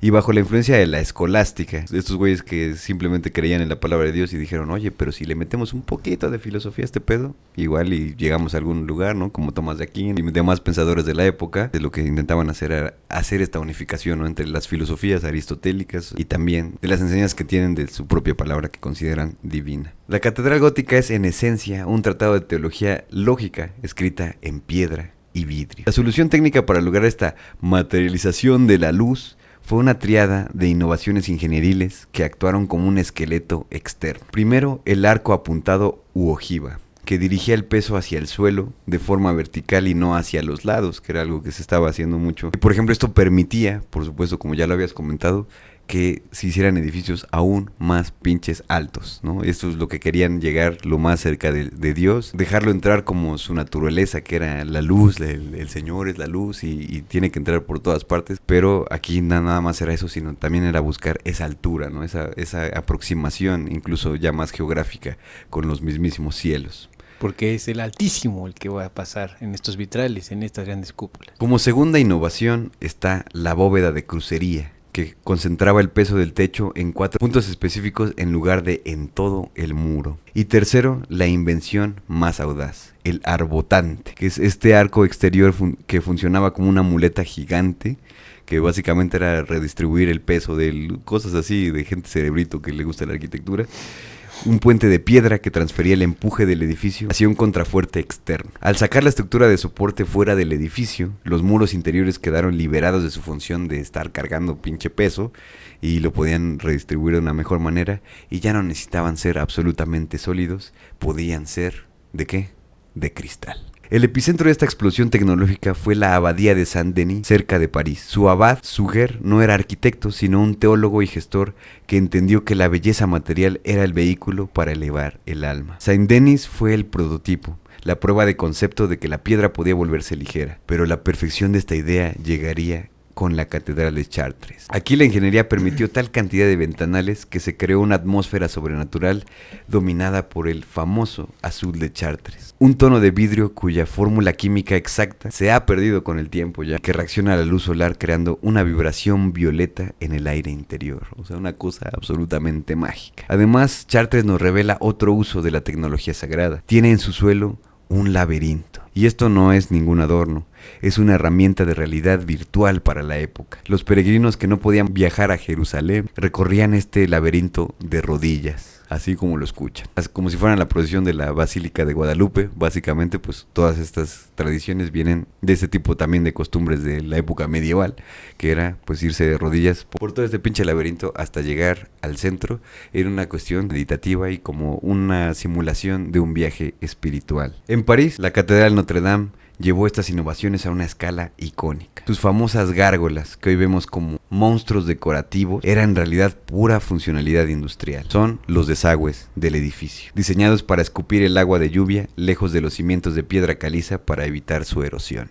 Es decir, estos güeyes literalmente sí protegían estos edificios de lagos. La forma monstruosa también servía para recordar que el mal quedaba afuera. Claro. Expulsado por la santidad del templo. Sin embargo, la culminación absoluta de la cosmovisión gótica es la Sainte-Chapelle. Chapelle. Aquí la arquitectura prácticamente se deforma para dar paso a la luz. Los muros de piedra desaparecen casi por completo, reemplazados por paredes de vidrio de 15 pinches metros de altura que ocupaban 3/4 partes de la estructura. Entrar en la Sainte-Chapelle Ronde no es entrar en un edificio, es entrar en una joya. Es un relicario de luz donde la materia sólida ha sido vencida por la claridad teológica. Entrar a estos lugares obviamente te daba una sensación absolutamente celestial, ¿no? Algo así como el Lux de Rosalía, ¿no? O también la casa de cristal de Georges Méliès, que ya lo comentamos de manera muy indirecta, pero completamente potente en el episodio de Martin Scorsese, que le hace una película que es Hugo. Ahí lo vemos con mayor profundidad. Vean ese episodio después de ver este si no lo han visto, y si no, repítanlo. Pero la revolución gótica no solamente se limitó a la arquitectura. También estaba la escultura, visible en las portadas de las catedrales. Las figuras empezaron a interactuar entre sí, a sonreír, a tener volumen. Era un catecismo visual para una población que muchas veces era analfabeta. Una enciclopedia en piedra que explicaba el orden del universo de la manera más visual posible. Enciclopiedra. Y en una escala más íntima, esta visión llegó a los hogares de la nueva burguesía a través de los libros de horas, manuscritos iluminados que contenían calendarios y oraciones ilustrados con un realismo y un color que celebraban la vida cotidiana bajo la mirada divina. Y obviamente realismo lo digo entre comillas porque pues ahora ya tenemos el hiperrealismo, ya tenemos hasta imágenes de inteligencia artificial que ya ni siquiera necesitas saber dibujar para hacer algo. Y obviamente para ellos pues esta representación era como, no mames güey, es básicamente una fotografía que todavía no se inventa. Lo fascinante es que estas estructuras colosales construían utilizando matemáticas sagradas, proporciones geométricas basadas en la música para crear una armonía visible, lo cual es diametralmente distinto a lo que habíamos hablado del Islam, por ejemplo, ¿no? Y por eso es chido recuperar todas estas cosas que tienen que ver con la diversidad cultural de la cosmovisión del occidente gótico y el medievo islámico. También hay que decir que todas estas construcciones eran proyectos transgeneracionales que tardaban siglos en completarse. El arquitecto que ponía la primera piedra sabía que no vería la obra terminada. Trabajaba por un futuro que no le pertenecía, en un acto de fe absoluta en la continuidad de su civilización. Uno de los grandes hitos que es muy reconocible es la Sagrada Familia de Gaudí, que pues como lo estoy diciendo, sabía que no la iba a haber terminado porque esa madre lleva como pinches 200 años así en ese pedo. Y de hecho ya están diciendo que en los próximos años, a lo mejor 5 o 10 años, sea posible que esto ya sea terminado. Pues Gaudí, muchas felicidades, hijo de perra. Así de huevos, papito. Así de huevos, papito, la neta te rifaste, güey. Hoy, cuando miramos nuestros rascacielos de acero y cristal, estamos viendo a los nietos directos de las catedrales góticas. La estructura de acero es el arbotante moderno. La búsqueda sigue siendo la misma, la conquista de la verticalidad y también de la luz, aunque ahora ya lo vemos como una cuestión ya más capitalista o incluso también ya así simplemente por medirse el miembro con otros, ¿no? Como yo tengo el Burj Khalifa y tú no, hijo de la chingada. El arte gótico nos enseñó que la tecnología más avanzada de una época puede y debe ponerse al servicio de lo que la sociedad considera más sagrado. Para ellos era la luz en forma de Dios, Dios en forma de luz. Para nosotros, quizás sea la información o la transparencia o simplemente, como ya les dije, una cuestión de una demostración arquitectónica y totalmente técnica que pueda hacer ver a tu país como algo mucho más grande, más chingón, como las Torres Gemelas, ¿no? Que RIP las Torres Gemelas, ese tipo de cosas, como el estúpido de Trump. Voy a interrumpir esto, güey, porque yo no sabía, güey, que cuando se cayeron y le dijeron, ¿qué pedo con las Torres Gemelas, güey? Ya acabas de ver ese pedo. Dijo, sí, ahora yo tengo el edificio más grande de Manhattan, güey. Sí, dijo esa pendeja. Te vas a la verga, hijo de puta. Pero el principio de lo gótico permanece. La materia se manipula para hacer visible lo invisible, como dirían las sagradas escrituras. La Sagrada Sagrada Familia. Familia. Vean nuestro episodio también de Alan Parsons Project, porque también Tienen un disco que se llama Gaudí. también tienen un disco que tiene un vitral en la portada, Por que es supuesto. una recreación también de una especie de burdel hecho iglesia gótica, que es The Turn of a Friendly Car, ¿no? Esas apuestas completamente. Vean el episodio de Alan Parsons Project, un favorísimo de la casa de Radio Locura. Cuando poder terrenal y poder divino, esto que acabamos de ver plasmado en las artes anteriores que mencionamos, se empieza a desquebrajar. Con la modernidad, el artista dejó de ser un ejecutor para convertirse en legislador, en poner manos en la obra directamente de manera personal. Ya no se trataba de seguir el manual de dioses o de reyes o de incorporaciones escolásticas o de negar la realidad de un dios representado. Nada. Aquí es el arma más subversiva, la risa, porque con eso empezamos en esta otra parte de este episodio especial. Nacía en ese sentido, hay que decirlo, una contracultura ya más orgánica, consciente, y su primer manifiesto, el que vamos a mencionar a continuación, y por eso está este tipo aquí detrás de nosotros, fue una broma, una risa. Aquí tenemos muerte a los clichés. Las artes incoherentes es el movimiento que vamos a ver a continuación, y el humor como sabotaje. En París, en 1882, el periodista Jules Levy, este que está aquí detrás de nosotros, funda Les Arts Incohérents, es decir, las artes incoherentes. El lema es un grito de guerra contracultural revolucionario previo a las grandes vanguardias que vendrán poquito después. Aquí dice que mueran los clichés y aspira por primera vez no a construir un nuevo sistema, una reorganización completamente fundamentada en patrones y en geometrías y demás cosas, sino en dinamitar lo existente mediante lo absurdo, lo ridículo, la representación de la ambigüedad y sobre todo de cuestiones muy divertidas, incluso casi de payasito y de espectáculos de cara a la galería, espectáculos de exposiciones ya en museos, en cafés y no en catedrales, no en representaciones arquitectónicas clásicas que quedan atrás después de este movimiento. Podemos hablar, por ejemplo, también de esta representación de cara al público. Vengan, únanse a la fiesta, voilà, aquí está la magia de las artes incoherentes. En todos estos movimientos quiero recuperar la idea de que en este efímero pero potentísimo movimiento de las artes incoherentes, ellos querían representar arte de personas que no sabían dibujar, arte de personas que no estaban seguras de sus técnicas, de estas incorporaciones y sobre todo de esta idea de los carteles. Aquí tenemos en 1880 y tantos, antes de que se estrene precisamente la película de Georges Méliès de Viaje a la Luna, un cartel que representa esa incoherencia que es visitar el satélite propio de la Tierra, cuando en esos momentos era ni siquiera sospechable desde esa Francia de finales del siglo XIX. Y también tenemos, por ejemplo, bailes, cosas de cabaret.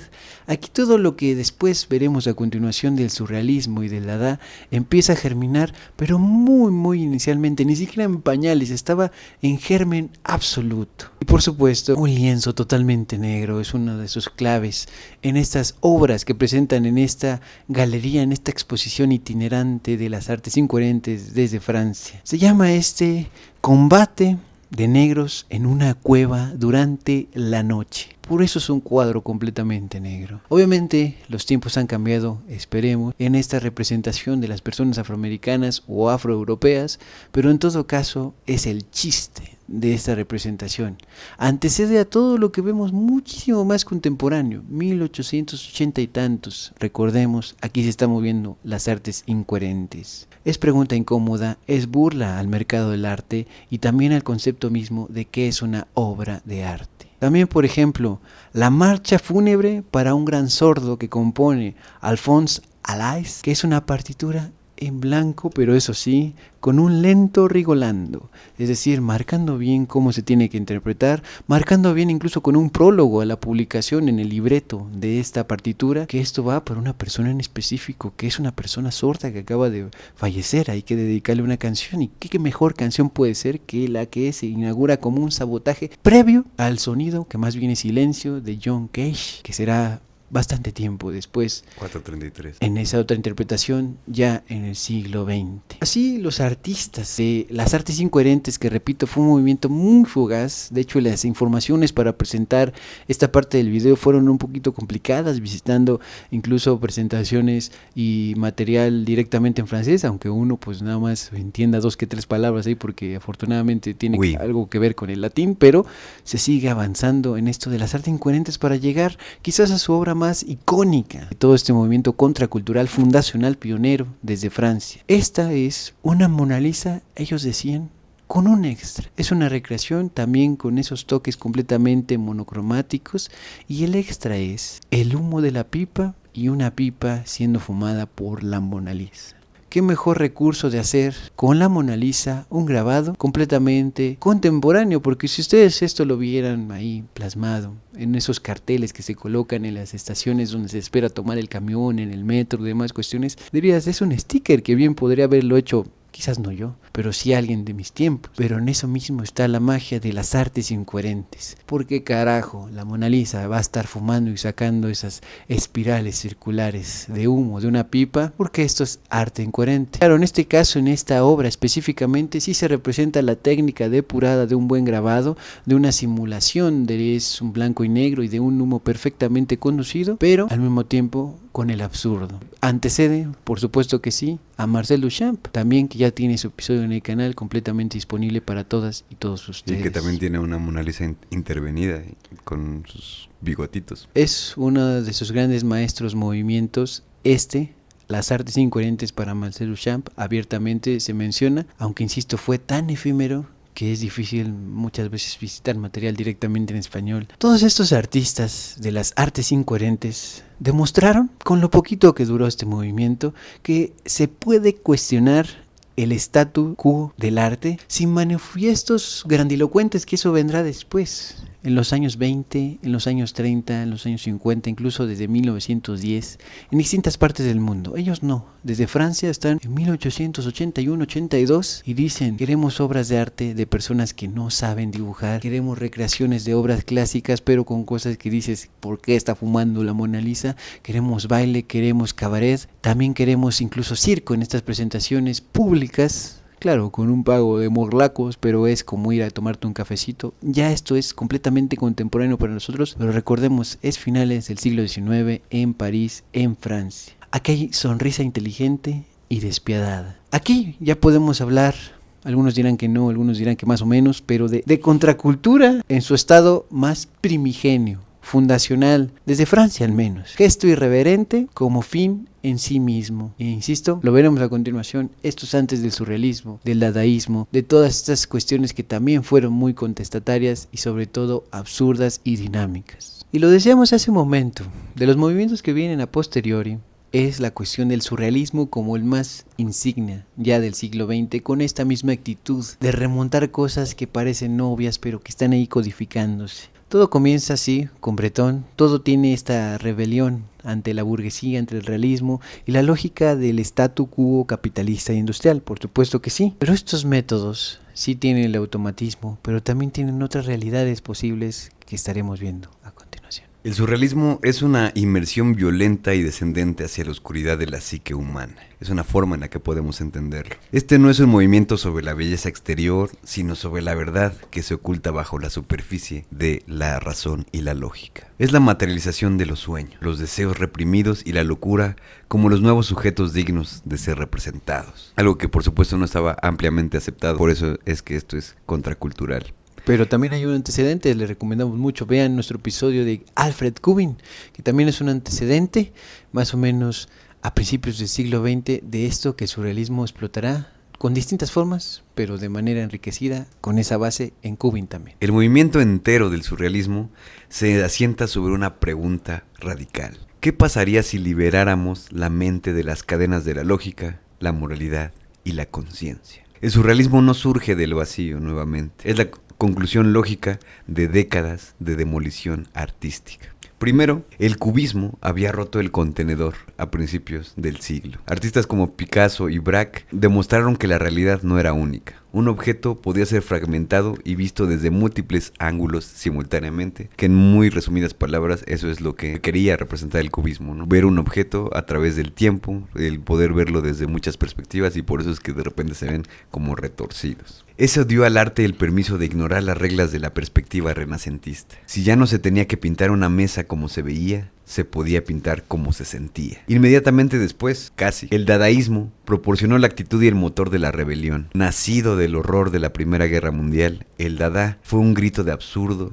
y rechazo. Si la lógica y la razón de la civilización europea habían conducido a la carnicería industrial de la guerra, entonces la lógica y la razón eran el enemigo. Los dadaístas celebraban el caos, el azar y el ready-made, es decir, la presentación de objetos cotidianos sin ningún tipo de modificación, como lo podemos ver con el arte de Marcel Duchamp, como su urinario y también como la Mona Lisa, de la cual ya habíamos hablado. Y esto se tomaba, por supuesto, como un gesto, ya no nada más como un gesto de arte incoherente, sino como un gesto anti-arte. Mientras el Dada se contentaba con destruir el concepto de la belleza, el surrealismo, fundado, como ya lo dijiste, por el poeta, escritor y un chingo de cosas que realmente a veces no era, André Breton, quería ir más allá y construir una nueva realidad a partir de las ruinas de la razón. El puente visual más directo fue tendido por la pintura metafísica, el mismísimo Giorgio de Chirico. Antes del manifiesto oficial, Giorgio de Chirico pintaba paisajes urbanos vacíos como el que estamos viendo en este momento, con sombras alargadas y perspectivas imposibles,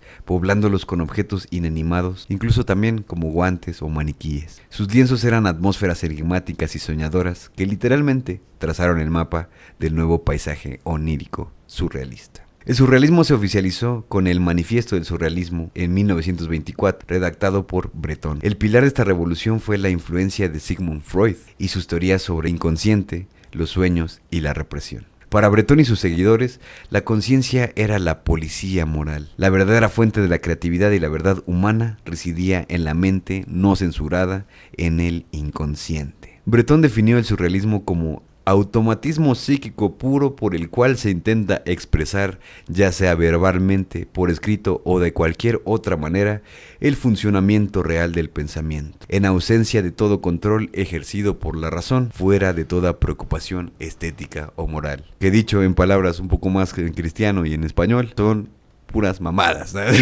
Que dicho de una manera un poco más resumida es: ¿por qué no nos vamos por aquellas cosas que no tienen lógica? Los sueños, nuestro inconsciente, aquellas cosas que de repente parecen no tener ningún tipo de sentido. 5 postulados con los que podemos entender muchísimo más el surrealismo son los siguientes. Lo maravilloso es siempre bello. Todo lo maravilloso es bello. De hecho, solo lo maravilloso es bello. En un segundo postulado, que no son los únicos, pero sí los que vamos a tratar, no será el miedo a la locura lo que nos obligue a bajar la bandera de la imaginación. Si me permiten, realmente es un pensamiento muy hermoso, ¿no?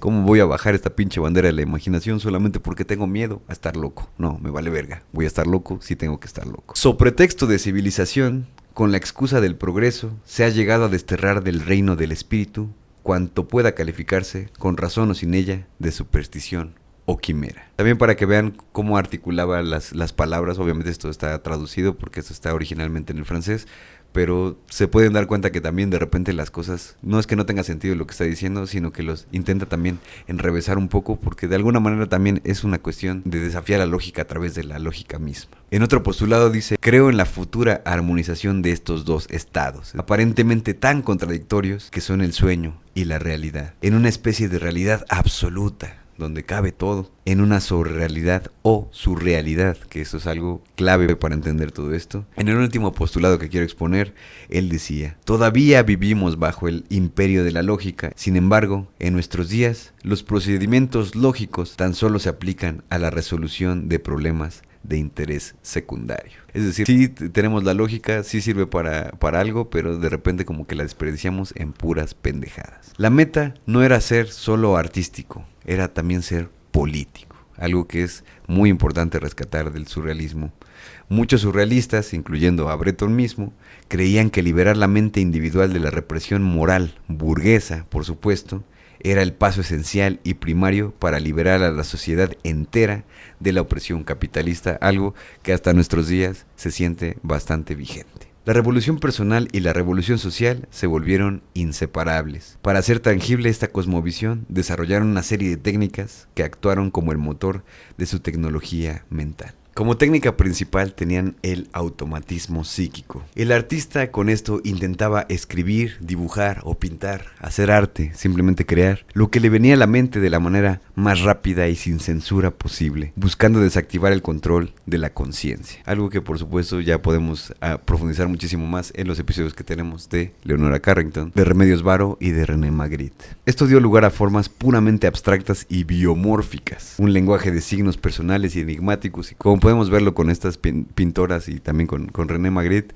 son de repente ideas que dices, no mames, ¿cómo llegaron a eso, güey? Al parecer, simplemente no lo pensaron. Otra de las técnicas de las cuales hacían uso era el cadáver exquisito. Esta es una técnica que se llevaba a cabo de forma colectiva y se puede seguir haciendo, y de hecho es muy divertido, incluso aunque no seas artista, lo puedes hacer porque se puede hacer de cualquier manera. El punto es hacerlo en colectivo. Un grupo de artistas o poetas o lo que ustedes quieran considerarse, contribuyen en una obra sin ver más que la porción inmediata anterior del trabajo del otro. Es decir, como agarrar una hoja, doblarla, alguien dibuja algo, un círculo, lo que ustedes quieran, la carita de Hércules o de Chabelo, lo que quieran, y el del otro lado, pues simplemente la otra persona continúa ese dibujo, solamente viendo a lo mejor un par de líneas de todo ese remanente que tú acabas de hacer. El resultado es algo así como lo que estamos viendo en pantalla, una yuxtaposición poética y absurda que nadie podía haber planteado de forma individual, una prueba de que la inteligencia colectiva liberada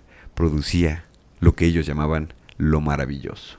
La manifestación más famosa del surrealismo fue la de la pintura onírica o la representación de los sueños. El artista pintaba lo irracional con una técnica académica y fotográfica, logrando que lo imposible pareciera real y tangible. Por otro lado, por ejemplo, René Magritte operó en un plano más conceptual y filosófico, y podrán ahondar muchísimo más en su propio episodio, ya disponible aquí en el canal de Radio Locura. Su arte no buscaba el inconsciente personal, sino los misterios de la percepción y la relación entre el lenguaje y la imagen, que si ustedes me preguntan, realmente es muchísimo más rico que lo que estaban incluso proponiendo personajes como André Breton o incluso Dalí, ¿no? Su obra La traición de las imágenes, con el dibujo de una pipa acompañada de la frase "esto no es una pipa", es una declaración ontológica, una cuestión de cómo es que las cosas funcionan a través de los significados, ¿no? Cómo es que esa madre no va a ser una pipa si yo estoy viendo una pipa, pero en realidad no es una pipa porque no puedes fumar en ella, ¿no? Básicamente. Dua pipa. Dua pipa. La imagen de una cosa no es la cosa en sí, recordándonos constantemente la naturaleza arbitraria de la representación. Magritte convierte al espectador en un detective filosófico explorando lo visible y lo oculto. Aunque el surrealismo se dispersó con la llegada de la Segunda Guerra Mundial, su tecnología mental se incrustó en el pensamiento moderno que nos ha seguido hasta nuestros días. El cine adaptó inmediatamente sus postulados. Directores, por supuesto, como Luis Buñuel, con Un perro andaluz, crearon narrativas que ignoraban la causalidad lógica, buscando el choque emocional. Este es uno de los grandes imperdibles del surrealismo. Yo creo que es una gran entrada para entender cómo es que no se entiende nada cuando ves el surrealismo en primera instancia, pero después le empieza a agarrar un poquito el gusto. Aquí se empiezan a ver una colección de imágenes que básicamente es un collage a través del tiempo de puras cosas que de repente parece que no tienen sentido, pero que tienen una profunda representación poética. Más tarde, por ejemplo, Alfred Hitchcock, fascinado por este movimiento surrealista, encargó al hijo de la chingada de Dalí el diseño de la secuencia del sueño en su película Spellbound. Te iba a durar como 20 minutos, pero pues, no aguantaron tanto surrealismo y solamente lo dejaron en 2, pero es una verdadera joya encontrar el trabajo de un director que también está muy pinche funable para estos momentos, pero que en su momento fue realmente un revolucionario, y también un güey muy funable que era Dalí, pero que terminaron haciendo una verdadera concatenación de ideas que resulta en algo muy muy placentero de ver. Y también por supuesto que la representación tiene que ver absolutamente con la cuestión del surrealismo. En ese caso, pues también recordar que en el mismo Perro Andaluz, Dalí también colaboró con los Buñuel, ¿no? Entonces repite su panorámica de aplicación surrealista Dalí en ambas películas, pero lo interesante también es que el cine se empapa de esta posibilidad también de lo onírico, de lo freudiano, y de los accidentes también que pasan en estas representaciones. Y que es un dato curioso que la verdad es que nosotros aquí en el programa de Radio Locura hemos intentado evitar un poco el tema de Dalí, no porque sea algo malo o nos caiga demasiado mal, sino que también hemos querido representar todas estas cuestiones en otros personajes, como ya lo dijimos de René Magritte, o incluso el mismísimo Marcel Duchamp, que también tuvo mucho contacto con los surrealistas, de alguna manera también hizo cosas cubistas. Este güey, de verdad vayan a ver su episodio porque es un imperdible. Y con Dalí mismo, pues sí, él es como la cara del surrealismo, como la representación mucho más clara para toda la cultura. Y pues sí, por supuesto, el hecho de que haya hecho, no sé, el logo de Chupa Chups, o que se haya puesto a romper huevos y grabe acá y mientras me río y jajaja y salgo con mi pinche oso hormiguero. Sí, era un güey muy extravagante. Tiene mucha propuesta en ese sentido, pero también tiene muchas cosas que pues pueden resultar un poquito incómodas en un sentido humano, ¿no? Porque dices como de, ya, güey, ya te vimos, güey, ya tranquilo, ¿no? Entonces, yo personalmente respeto mucho el arte de Dalí. Hay obras que yo cuando las he podido ver en vivo por mi maldito privilegio de tener 2 ojos y también tener tiempo para ir a museos donde están poniendo sus obras, te puedes dar cuenta de que realmente tiene un nivel de técnica muy chida. Tiene una propuesta también onírica, surrealista, muy, muy potente. Después te vas enterando que también tiene muchas cosas ahí, como que él realmente no terminaba sus cuadros, él realmente solamente los planteaba y otras personas los hacían, en fin, tiene todo un lore Dalí, pero sí quiero recuperar eso. Sí es un gran representante de todo ese movimiento, pero no es el único, ¿no? No nos quedemos en Dalí solamente.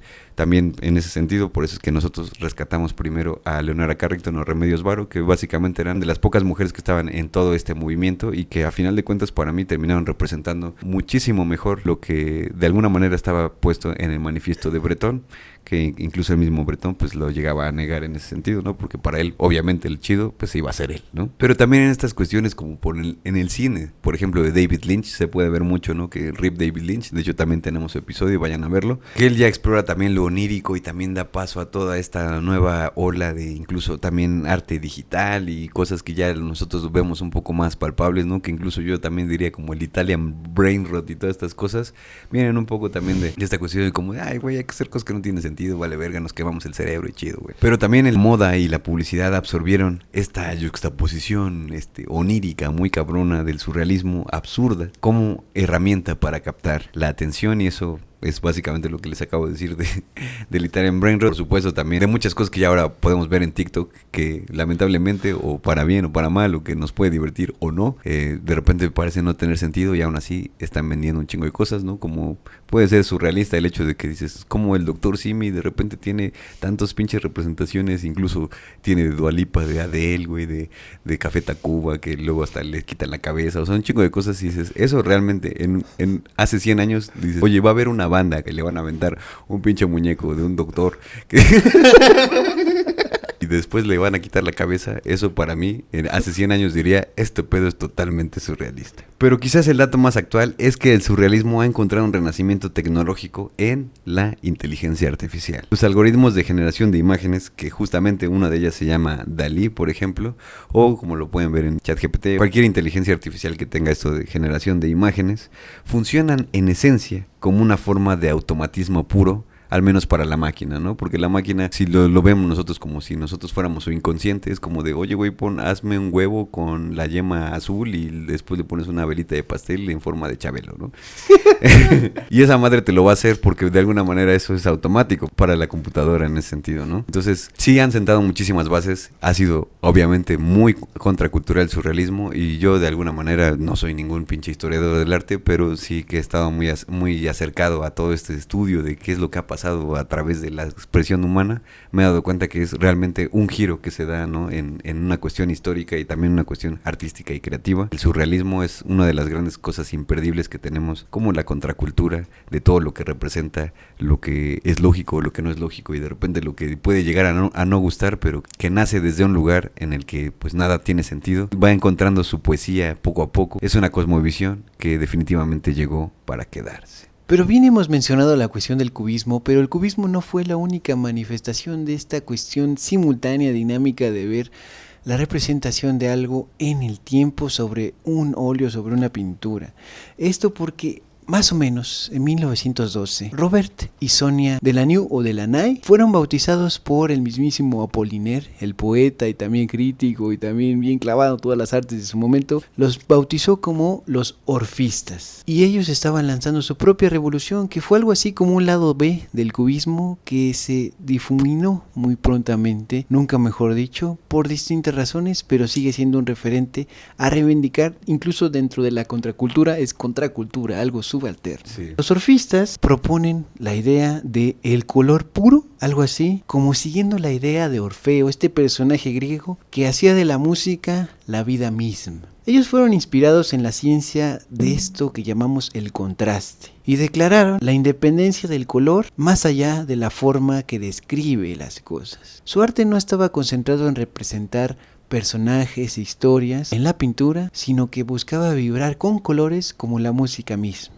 Esto fue algo contracultural, como estamos diciendo, dentro del mismo movimiento contracultural que era estar a un ladito del cubismo. Ellos desobedecieron la regla fundamental de la pintura figurativa, el color al servicio de la forma, al igual que lo hizo el cubismo, pero esto es muchísimo más en tonos vibrantes, como lo están viendo en la pantalla, con tonos eléctricos, y no tanto así con la escala de grises o de sepia que muchas veces está en las pinturas inicialmente fue así el cubismo, de Juan Gris principalmente y de Picasso en una primera instancia. Esta es una nueva realidad autónoma en el lienzo de Orfeo. Sonia Delanoë llevó esta rebelión más lejos y la aplicó incluso, como podemos ver en esta imagen que aparece en este momento, en vestidos simultáneos y en textiles. Su contracultura, este cuestionamiento constante del orfismo con los colores vibrantes como la música, no quería ser verbal, no quería ser onírica, sino sensorial, sensitiva. El orfismo, aunque insisto,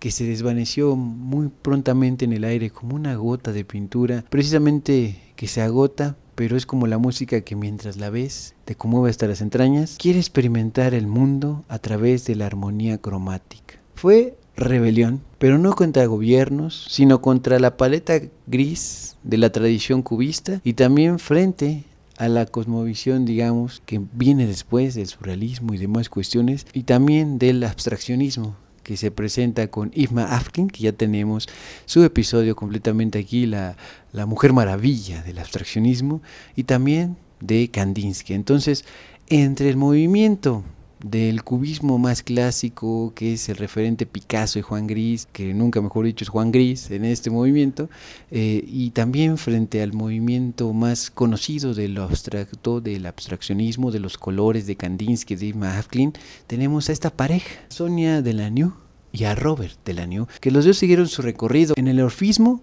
pero donde ella incluso, Sonia, destaca por incorporarlo a la moda, y ese salto es sutil, pero es sumamente brillante si le volvemos a poner atención. Así que no solamente estamos rescatando la contracultura que es el cubismo, el dadaísmo, las artes incoherentes, y también por supuesto el más representativo de todos y hegemónico dentro de esto, el surrealismo, sino que también recuperamos en esta ocasión el orfismo como una posibilidad más, nunca mejor dicho, para gustos los colores. Aquí tienen de los mejores colores que se presentaron en el siglo XX y probablemente en toda la historia. Pero llegamos a un momento en el episodio en el cual conjuntamos, sí ya pasó el surrealismo, sí ya pasaron las artes incoherentes, y también pasó algo que se llama el autor Alfred Jarry. Este es un antecedente del teatro del absurdo, este es un antecedente de Antonin Artaud, es un antecedente de todo lo que tiene que ver con cuestionar absolutamente que las cosas sean normales en el teatro y también en la literatura y también en los libros como constituciones de que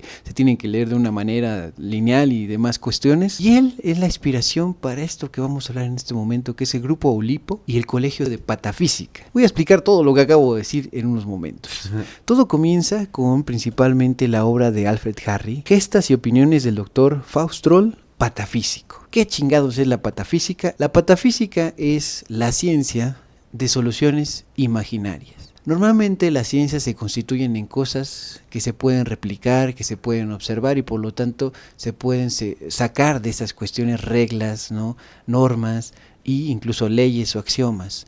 En el caso de la patafísica está buscando justamente lo contrario, examinar las cosas excepcionales, ¿no? Lo que casi nunca pasa, como si fuera lo más constante en el universo. Entonces, si solucionamos esto, tiene que ser a lo imaginario, porque lo excepcional casi nunca pasa. Entonces es el mundo al revés con la patafísica. Lo que interesa es lo improbable, lo maravilloso, lo extraordinario, y en este mundo de la patafísica, en esta inspiración de este movimiento, tenemos claramente también al personaje de Ubu Rey, que es también obras de teatro que hace Alfred Harry, donde el protagonista siempre está como dando círculos, dando vueltas a los círculos que también representan su pancita, ¿no? Algo así como una especie de Teletubby o Pokémon en el teatro, que tiene situaciones extraordinarias con cuestiones de bicicleta, con cuestiones de ser un rey en su cotidianidad, pero que sigue siendo algo extraordinario todo lo que vive, e incluso en la manera en la cual la vemos en el escenario. Todo esto sirve para hablar no solo de Alfred Harry, que tuvo su vida patafísica y es completamente previo al surrealismo y demás cuestiones, sino que estamos hablando del grupo Ulipo. Nace, sí, con toda la inspiración de lo que acabo de decir, en 1948, con el Colegio de Patafísica, por eso mencionamos eso de la patafísica, la ciencia de las soluciones imaginarias. El dogma de estudiar las excepciones de esta patafísica, no las reglas. Y de toda esta filosofía, de todo este juego, de toda esta literatura del teatro divertido, surge en 1960 el Ulipo como tal, el taller de literatura potencial. Ellos están frente a la cultura literaria establecida, sí, ya había pasado el surrealismo y demás cosas que estaban continuamente venerando inspiraciones, ¿no? Que llega el aire de la inspiración de la musa. La Rosa de Guadalupe. Y ellos proponen la cuestión de la restricción, de la contract. Como motor, como inspiración, ya no necesitamos que nos cante aquí la Virgen de Guadalupe. Queremos, más bien, ponernos límites para ver hasta dónde podemos llegar con estas reglas que nos autoimponemos. Por ejemplo, gráficamente, este ambigrama que le llaman del mismo Ulipo. Como ustedes pueden ver, se puede leer, sí, de adelante para atrás, sí se puede interpretar de distintas maneras, pero es algo que dices como que las formas no están definidas, como que es algo excepcional, pero sí puedo leer la palabra Ulipo de este taller de literatura experimental. Otro caso extraordinario también de estas cuestiones extraordinarias y de soluciones imaginarias, Georges Perec, uno de sus autores más insignes de este movimiento, que escribe una novela, La Disparición, donde no incluye para nada en ningún momento la letra que solamente sale en la portada. Es decir, esta novela no incluye la letra E en ninguna parte del cuerpo del texto. Y esto sirve también para poner a prueba cómo es que en las lenguas que tenemos las vocales prescindo de una de ellas. Esa es una limitación para solucionarla imaginariamente. Ahí está puesta en marcha una solución extraordinaria, imaginaria, a un problema que tú mismo te pones creativamente. Sí, como si realmente la letra E fuera un problema que en ese momento pues está inventando básicamente él, ¿no? En todo caso, funciona porque logra la novela, y si ustedes la leen, por supuesto en el lenguaje original, y las traducciones que pueda haber, la letra E no debe de estar presente. Otro ejemplo que también es muy interesante es Raymond Queneau, que crea esta historia de poemas que son más de 100 billones de poemas posibles a partir de una serie de sonetos muy limitado. Logra llevarlo al infinito con este recurso de que los mismos poemas están cortados dentro del libro y entonces tú puedes articular como una especie de cadáver exquisito ya planteado del infinito a partir de una serie finita de hojas. ¿Por qué todo esto es contracultural? Porque está desafiando esta idea también con los ejercicios de estilo de el mismo Queneau. También en otro caso de no poesía sino de narrativa tenemos ejercicios de estilo también de Queneau, que dice podemos contar la misma historia de distintísimas maneras y es contar lo mismo, una cosa completamente cotidiana pero de 1000 maneras diferentes, por decir algún número. 1000 maneras de morir. ¿Y por qué todo esto es contracultural, los ejercicios de estilo, Queneau, todo lo que vemos? Porque hay una declaración de independencia del escritor de frente al azar y al mercado. Ellos se proclaman a sí mismos ratas que construyen el laberinto del cual se proponen salir. Y creo que esa es la imagen más clara del Ulipo, si es que no han leído nada de ellos, si es que quieren remontarse sin la patafísica, solucionar cosas imaginariamente o de manera imaginaria, ponerse trampas a sí mismos. Creo que tenemos la posibilidad más grande con este recurso de la patafísica. No están queriendo protestar en las calles, sino lo hacen en la sintaxis. Su rebeldía es silenciosa, cerebral y total. Construyen los del Ulipo un sistema lingüístico paralelo donde esta cuestión de la libertad no es hacer lo que te plazca, sino triunfar sobre unos límites que tú mismo te decretas, te impones. La contracultura, en el caso del grupo Ulipo, es algo que se lleva al todoterreno del puro juego mental y literario y lingüístico. Y esto tendrá un claro reflejo en artistas que ya son más cercanos a nosotros porque escriben en español. Me refiero, por ejemplo, al experimento que hace Óscar de la Borbolla, que escribe una serie de 5 cuentos, 5 relatos, que se llama Las vocales malditas. Ahí está retomando lo que se propone prescindir Jacques Perec de la letra E, pero lo replica en 5 ocasiones diferentes. En otras palabras, escribe un cuento donde todas las palabras deben de incluir sí o sí la letra A, y luego escribe otro cuento donde todas las palabras incluyen la letra E, luego la letra I, la letra O y luego la U. Son vocales malditas porque tienen que funcionar una sola en cada relato que estás leyendo. Eso es un libro de relatos muy interesante, bastante breve, que se consigue de manera muy fácil y económica y que representa también una limitación que te pones a ti mismo, en este caso Óscar de la Borbolla, para superarlo en 5 ocasiones diferentes. Y otra más que también siguió todo este legado del grupo Oulipo desde el español es Julio Cortázar, que aquí es un vampiro que se autoimpone la realidad de ser un escritor, también con limitaciones. Este escritor ya tiene su propio episodio en el canal de la primera temporada de Radio Locura. Ahí nos vemos un poco más tiesos, quizás como vampiros cortasarianos, pero con la mejor de las intenciones, para recordar en este caso que Julio Cortázar también se puso limitaciones en estructuras, por ejemplo en Rayuela, de que se reestructure durante la marcha de la lectura, lo mismo que estás leyendo de acuerdo al tablero de direcciones con este avioncito que es la misma Rayuela, que imagina como un juego que se limita a sí mismo y aún así lo hace posible. También lo hace la novela Modelo 62, Modelo para Armar, que es como una especie de continuación de Rayuela pero con otras reglas que se autoimpone, y en varios de esos cuentos donde lo que interesa también es perspectiva y variación, no puedes usar cierta cosa, se ven esos recursos que es te pones una traba para superarlo de la manera más creativa y de pensamiento lateral y literario posible. Todo esto del grupo Oulipo es algo que sigue muy vivo. De hecho, ellos expiden estas especies de membresías, de cédulas a los integrantes, incluso aunque fallezcan, siguen siendo parte del grupo y se recrean una y otra vez con estas limitaciones que es la vida, la muerte, la literatura, la interpretación, las artes y demás cosas. Quiero decir plenamente que si encuentran cualquier cosa de Jacques Perec, de Quenu, de Cortázar, de Óscar de la Borbolla, son también retos para nosotros como lectores porque nos vuelven a activar la atención en lo que estamos leyendo, experimentando o imaginando o incluso soñando o durmiendo.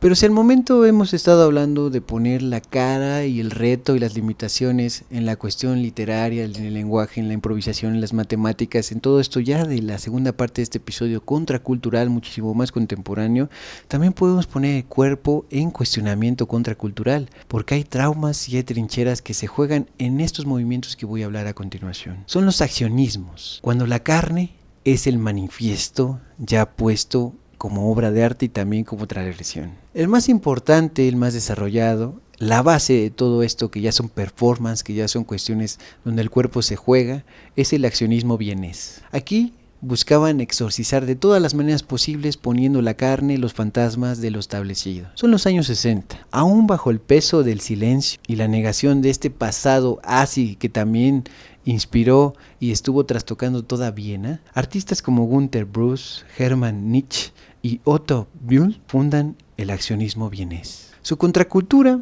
es visceral, catártica y psicoanalítica a la vez. Usan la sangre, los cuerpos desnudos, sacrificios rituales caracterizados incluso en escuelas, en el patio público, en la propia calle, como están viendo a nuestras espaldas. Aquí el cuerpo se pone al límite, pero también el aula, por ejemplo, en esta obra que estamos viendo, donde se exhiben los alumnos como si fueran carne de cañón académico ahí mismo sobre el escritorio, porque no cuentan con ropa, van mostrándose como experimentaciones que recuerdan a lo que pasó lamentablemente en la Segunda Guerra Mundial gracias a los del Tercer Reich, que recordemos que Viena tuvo mucho que ver en todo eso. Ahí pasaron cosas también muy dirigidas y horribles de este régimen despreciable. Vemos también transgresiones, no solamente de estar observando a los alumnos en este performance, sino de agredirlos directamente dentro de la obra, que es el aula ahí mismo, y la sangre. La sangre de por sí siempre es protesta, es escandalosa, y aquí se recrea incluso con supuestas crucifixiones, supuestas también desmembramientos dobles, triples, también animales,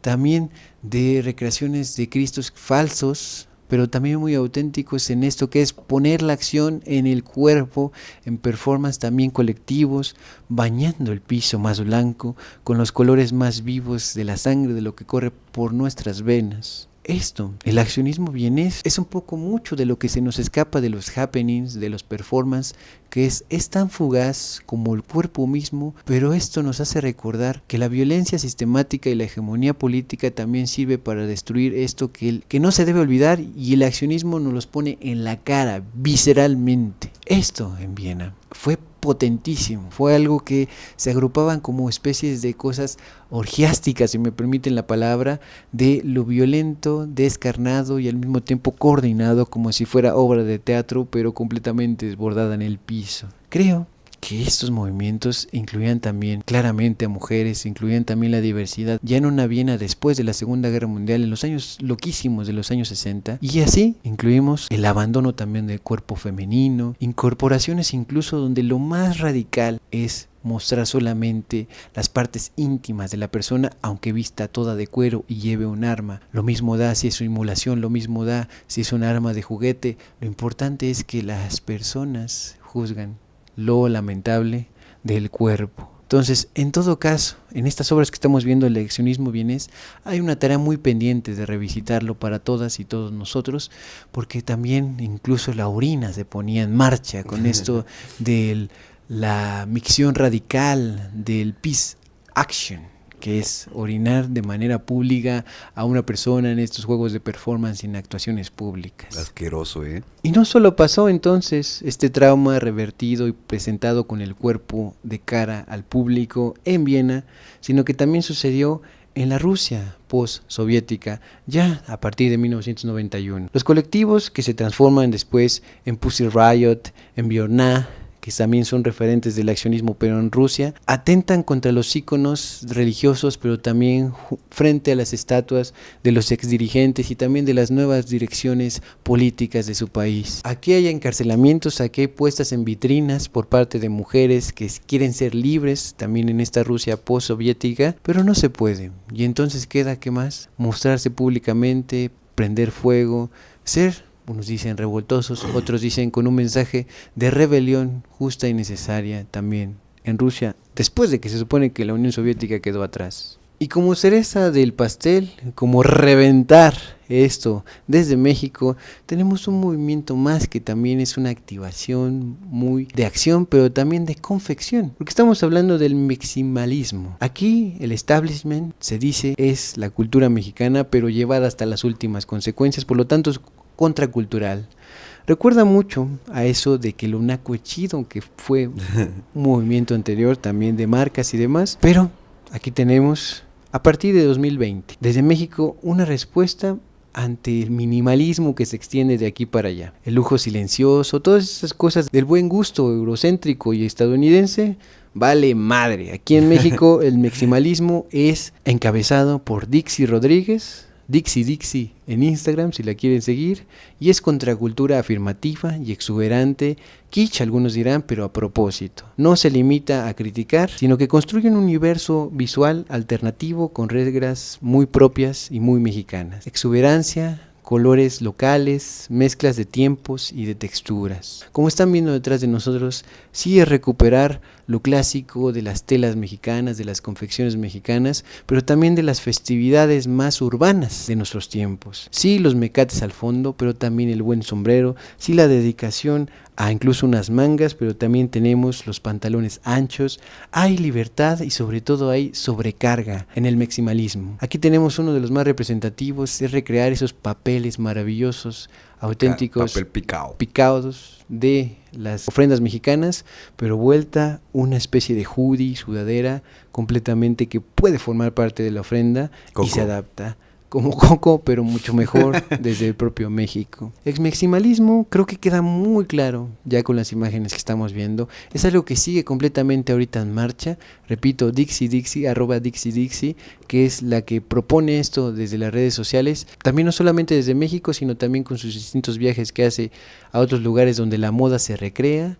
Me refiero específicamente, si no recuerdo mal, a Quebec, ¿no? A Canadá, y en este diálogo durísimo y al mismo tiempo tan amplio que es Norteamérica. Entonces, el maximalismo es una protesta, es un accionismo, desde Radio Locura lo decimos, ante lo que quiere siempre medirse y resumirse como lo de buen gusto, como lo que es solo un color y no te combines más cosas. Aquí es exagerado, reventar, México, México a todo pulmón, a todo color, y si se ve mal es a propósito, porque aquí los colores y las combinaciones son algo que nos mantiene vivo. Si bien por el tiempo, la profundidad de los temas, no podemos abordar muchísimas otras cosas como el arte povera, como el arte itinerante, incluso también el futurismo, ¿no? Que ya estamos hablando casi todos del siglo XX, un poco más por acá. Lo que queremos recalcar realmente con estas corrientes que hemos estado exponiendo durante este episodio es realmente ver cómo el ser humano se ha comunicado entre nosotros, para empezar, y también cómo hemos representado nuestro habitar aquí en el mundo y nuestra forma también de relacionarnos con la naturaleza, la forma en la que nos relacionamos incluso también con nuestras propias profesiones, cómo tiene que ver a lo mejor también el dinero, la política, lo social, que está profundamente atravesado siempre por la cultura, efervesciendo en forma de arte, ¿no? Una de las cosas por las que siempre queremos pugnar aquí en Radio Locura es que veamos la importancia de lo que es el arte, porque finalmente todo lo que empieza siendo arte es un ensayo para lo que será la ideología del mañana, ¿no? Estamos hablando del arte originario de América, después hablamos del surrealismo, hablamos también de las artes incoherentes y a lo mejor también del gótico, y podemos ver muchos matices entre estas grandes corrientes, ¿no? Que repito, obviamente no son todas, estamos tocando aproximadamente 8 corrientes, pero que nos parece muy importante el hecho de no quitar el dedo de renglón de que todas estas cosas tienen que ver con una cosmovisión muy muy específica de su tiempo, y que de alguna manera también nos ayude a ver bajo la lupa qué es lo que está ocurriendo en la actualidad, ¿no? Ahora que estábamos comentando acerca del surrealismo y todo esto, estábamos hablando acerca de la cultura, por ejemplo, de TikTok, ¿no? De esta impermanencia a veces de las cosas, que de repente ya te cuento un meme y ya es un meme viejo porque es de antier, ¿no? El nuevo meme, el clásico meme, el clásico meme, el meme de Teletubbies, lo que sea. Y que terminan siendo a veces ya como de, ya son Reels, ya son TikToks, ya son Shorts de YouTube, y obviamente todo esto va cambiando, ¿no? Pero todo esto no es nada inocente, ¿no? Esto se ha ido ensayando a través de la historia. Nosotros podemos ver a través de la lupa del presente cosas del pasado, y nos podemos dar cuenta que, por supuesto, como lo habéis dicho con el arte incoherente, que de repente ya se convierte en algo, digamos, dada, y luego eso ya se convierte en algo surrealista, y luego en algo futurista, y etcétera, etcétera, etcétera, ¿no? Y aquí el punto no se trata como de que nada más estemos diciendo, pues es que es importante simplemente saberlo porque hay que saberlo porque es historia universal, sino verlo de una manera crítica, ¿no? El hecho de que nosotros podamos ver de una manera muy crítica cómo estamos pensando a través de la historia nos va a ayudar de una manera muy clara a poder ver dónde estamos parados el día de hoy, ¿no? Nosotros no podemos obviamente predecir el futuro, pero sí estamos construyendo un futuro a través de qué es lo que estamos haciendo en el presente. Si nosotros queremos ver como humanidad hacia dónde estamos yendo, no tenemos que ver precisamente siempre como nos han enseñado a ver, que es una cuestión también muy hegemónica y muy de lavado de cerebro, de todo tiene que ver con el capital y el capitalismo, y tienes que hacer algo con tu vida, y por favor no te metas a carreras que valen verga, ¿no? Como la literatura o el arte o la música o ese tipo de cosas, porque a final de cuentas, sí, probablemente en este punto de la historia, pues se han visto como perspectivas que no están construyendo precisamente todo el presente, ¿no? Porque ahorita es como de, no, pues ahorita hay que hacer la marmaja, la guita, la plata,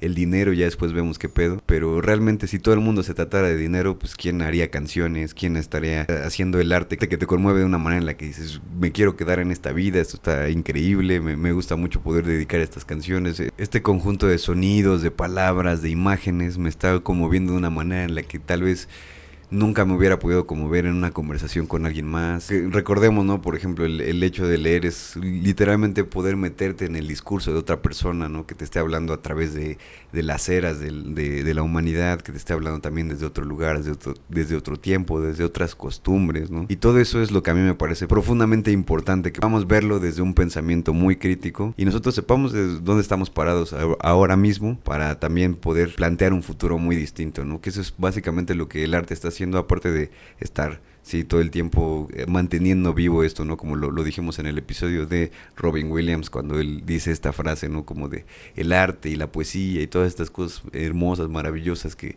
estamos haciendo como expresiones humanas son realmente las cosas que nos mantienen vivos. Es muy fácil caer siempre en estos discursos, ¿no? Como de mientras no produzca capital y todo eso, pues entonces vale madre, pero en realidad si nadie más hiciera arte, realmente estaríamos muertos por dentro como sociedad. Y eso es algo que creo que queda muy claro dentro de todo esto, que siempre hay alguien que está incómodo con esa sociedad en la que está viviendo. Esa incomodidad todos lo llegamos a sentir, pero los artistas, si es que tú eres realmente artista, te consideras artista, es tu deber el hecho de poder expresar esas incomodidades para que también otras personas digan, ¿sabes qué? Yo me siento igual de castrado y igual de hasta la chingada que tú de este tipo de situaciones, cuestiones políticas, cuestiones de dinero, dinámicas sociales, ¿no? Incluso como todo este pedo del feminismo, de los desplazamientos culturales, de las limpiezas étnicas, todas estas cosas que de repente te mantienen profundamente deprimido incluso en esta realidad. Siempre hay una forma de poder expresarlo y a través del tiempo nos vamos a ir dando cuenta de cuáles son las cosas que realmente nos hacen falta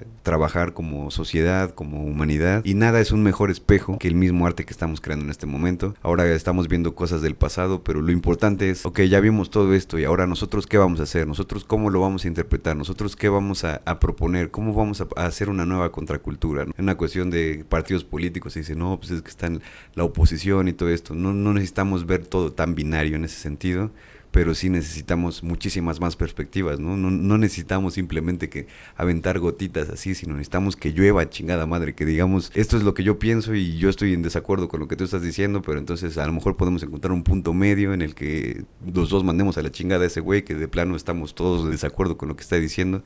Esas son las cosas importantes. El arte siempre es político, lo podemos ver incluso desde las culturas precolombinas y por supuesto ya en estas últimas representaciones del siglo XX y lo que estamos viviendo justo ahora, ¿no? Que si el arte de repente no tiene mucho sentido porque dices, pues es que es un cuadro nada más negro, o de repente ya es una escultura que ni siquiera existe, que es invisible y que te la venden por $18,000 y lo que sea. Todas esas cosas son síntomas de lo que es nuestra sociedad y a final de cuentas todos nosotros somos parte de todo eso, somos parte de la enfermedad, pero también somos parte de toda esta cura que puede llegar a ser un gran salto en la humanidad, ¿no? O también nos podemos ir todos a la chingada, pero por lo mientras sigamos escribiendo, sigamos pintando, sigamos haciendo música y sobre todo sigamos haciendo esa comunidad que es esta gran conversación que, como ya lo hemos visto en esta revisión, tiene que ver con toda la historia del arte y por supuesto la historia de la humanidad en general. Así cerramos este arco enorme que intentamos explorar,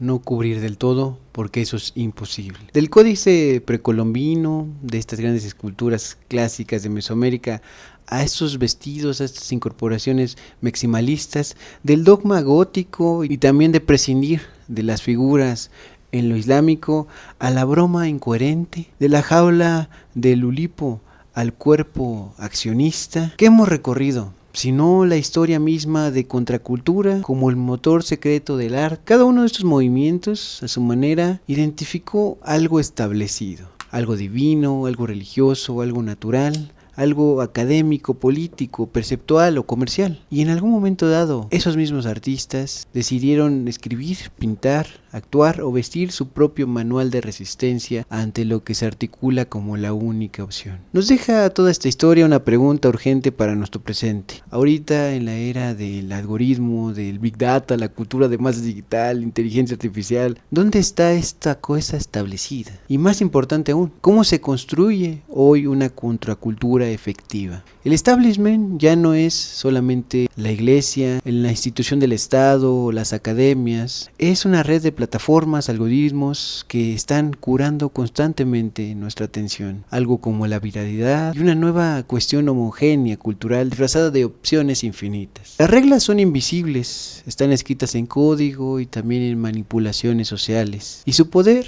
es que nos hacen creer que somos libres mientras seguimos los patrones que nos presentan. Frente a todo esto, las lecciones que más o menos arriesgamos aquí en Radio Locura son más válidas que nunca de acuerdo a esta historia del arte en este episodio. La contracultura, lo contestatario, empieza por identificar la regla invisible. Por ejemplo, los incoherentes del arte. Incoherente vieron el cliché. El Ulipo vio la tiranía de la inspiración. Los maximalistas ven la tiranía del buen gusto neutro y todo aburrido y pendejo minimalista. Otra lección: se puede tomar formas opuestas y ser igualmente válido. Se puede ser el silencio de una partitura en blanco, el caos de un sueño pintado, la restricción de una novela sin la letra E, o la explosión de un vestido colorido. No hay un solo camino. Otra lección más, la tercera. El poder no siempre está en la escala, sino en la precisión del gesto que hagamos. A veces es más contracultural, más subalterno, escribir un poema bajo reglas absurdas y que impacte a muy pocos lectores en lo inmediato, para bien o para mal, que producir contenido para millones, para miles, bajo reglas de una sola opción, de hacer el arte, de hacer las expresiones artísticas. El futuro de lo contracultural quizás ya no esté en los museos o en las calles, sino en estos códigos fuentes, en toda esta impresión del Python y que no sé tantas cosas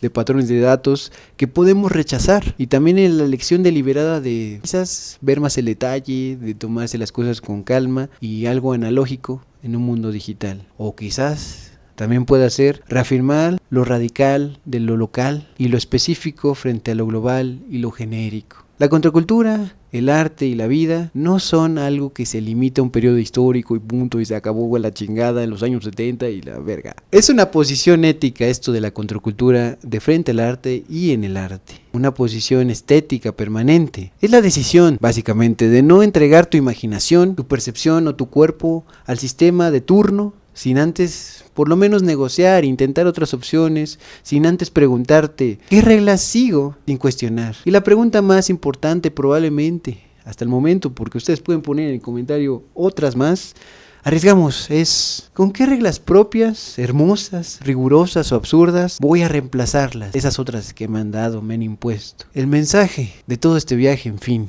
de arte y contracultura, contracultura y arte de este episodio es claro. El arte nunca ha sido solo sobre la belleza. Ha sido, sobre todas las cosas, el campo de entrenamiento para la desobediencia creativa y para la creación desobediente. En un mundo de reglas cada vez más invisibles, más entrecortadas, más algorítmicas, más que las vivimos pero no las entendemos, la habilidad, la de ver la jaula y construir la nuestra propia, como diría Albert Camus en el episodio también recientemente estrenado en este canal, no es algo gratuito, no es un lujo.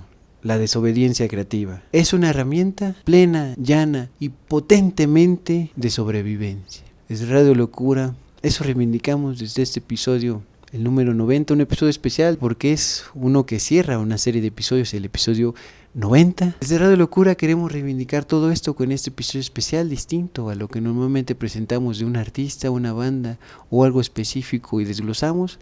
Aquí es algo más panorámico y que se quede de tarea para todas y todos nosotros, que es cómo reformulamos, como Albert Camus nos preparó en el episodio anterior. Sí, existen cosas absurdas, el mundo a veces es muy cruel, a veces es castigo continuo, es desagradable, es incómodo, pero cómo vivimos intensamente con nuestras propias reglas que nos favorezcan la creatividad, la imaginación, el ingenio, la agudeza y demás cosas que nos permitan llevar una vida muchísimo más enriquecida. Y como siempre ha sido un honor presentarles en este episodio número 90, que es muy especial para nosotros porque ya nos estamos acercando al episodio número 100 y dejarlos con esta reflexión realmente de que el arte es para todos, todo el tiempo, en todo lugar, y que nadie está exento de participar en esta grandísima conversación que es el arte, desde tiempos precolombinos, incluso desde la mismísima Mesopotamia o Egipto, y pues todos estamos aquí en la misma mierda, y pues vamos a ver cómo cavamos el hoyo como topos hacia arriba para poder encontrar esa luz que ya los góticos habían anticipado, que de alguna manera era esta iluminación y esta conexión con un ente o con una fuerza más sobrenatural, y que eso de alguna manera también lo aterricemos a estas luchas políticas que tenemos, luchas económicas, luchas también contra la academia, porque también hay que desobedecer. No se trata de que todos nos volvamos terraplanistas, pero sí hay que estar todo el tiempo en revisión de las cosas que estamos creyendo, ¿no? Eso es lo más importante. Dejen en los comentarios la frase que es: el arte es creativa sobrevivencia, porque eso es básicamente el mensaje que nos queremos llevar, o al menos compartir con ustedes en este episodio especial. Recuerden que el episodio anterior se trató de Albert Camus, uno de los grandísimos escritores, un premio Nobel, un güey que le negaron la etiqueta de filósofo, pero que de alguna manera también nosotros reivindicamos de esa manera, porque realmente tiene unas perspectivas de la vida muy cabronas que te pueden llegar a cambiar tu vida cotidiana incluso. Y pues no se olviden que tenemos las mini secciones de lunes a viernes, que son galletitas culturales acerca de temas muy diversos, acerca del arte, acerca de la historia también, y pues por supuesto de cosas que de repente dices, qué chingada madre, porque ese güey se mató en un pinche avión porque él secuestró solito, ¿no? Eso es pura mamada. Y para todos quienes ya pusieron la frase que les pedimos para saber que estuvieron atentos y demás, un premio también es adelantarles que el siguiente episodio, el 91, va a ser sobre Vincent Van Gogh, ese otro gran referente de el arte en general, pictórico de toda la historia. Ya es un ícono insobornable, sobre todo por su pintura de La Noche Estrellada, pero que también tiene otras cosas que podemos profundizar y enriquecer, quizás datos de color, nunca mejor dicho, datos también muy amarillos, y por supuesto muchas ondas impresionistas y postimpresionistas, en otras palabras, que no todo lo vemos completamente plano y completamente aburrido, sino que también en su vida hubo muchas inflexiones, como en toda su pintura y en sus cartas, por supuesto con su hermano que le tiró paro hasta el último momento. Muchas gracias como siempre a nuestro patrocinador oficial Fango Bazar. No se olviden de ir a checar su Instagram, aquí están teniendo las playeras en la pantalla para que se den un buen taco de ojo de lo que se pueden llevar, y obviamente pueden hacer sus pedidos a través del DM en Instagram. Mi nombre es Javier, @ más o menos en todas las redes sociales. Tengo aquí en YouTube el canal hermano de este proyecto, que es más o menos literatura, donde comparto cosas que a nadie le importan, pero a todo el mundo le sirven, es decir, reseñas literarias, comentarios críticos y culturales y demás cosas por el estilo. Wow. Mi nombre es Alex Siriana, alex.siriana en todas las redes sociales. No se olviden que pueden ir a escuchar mi música en todas las plataformas, y sobre todo, como ya les he dicho, vayan a escucharlo a Bandcamp, que ahí pueden escuchar la mejor calidad de sonido y sin que tengan sangre en sus manos ni en sus oídos. Esto fue Radio Locura 66.6 FM, ideas idiotas para gente inteligente. Y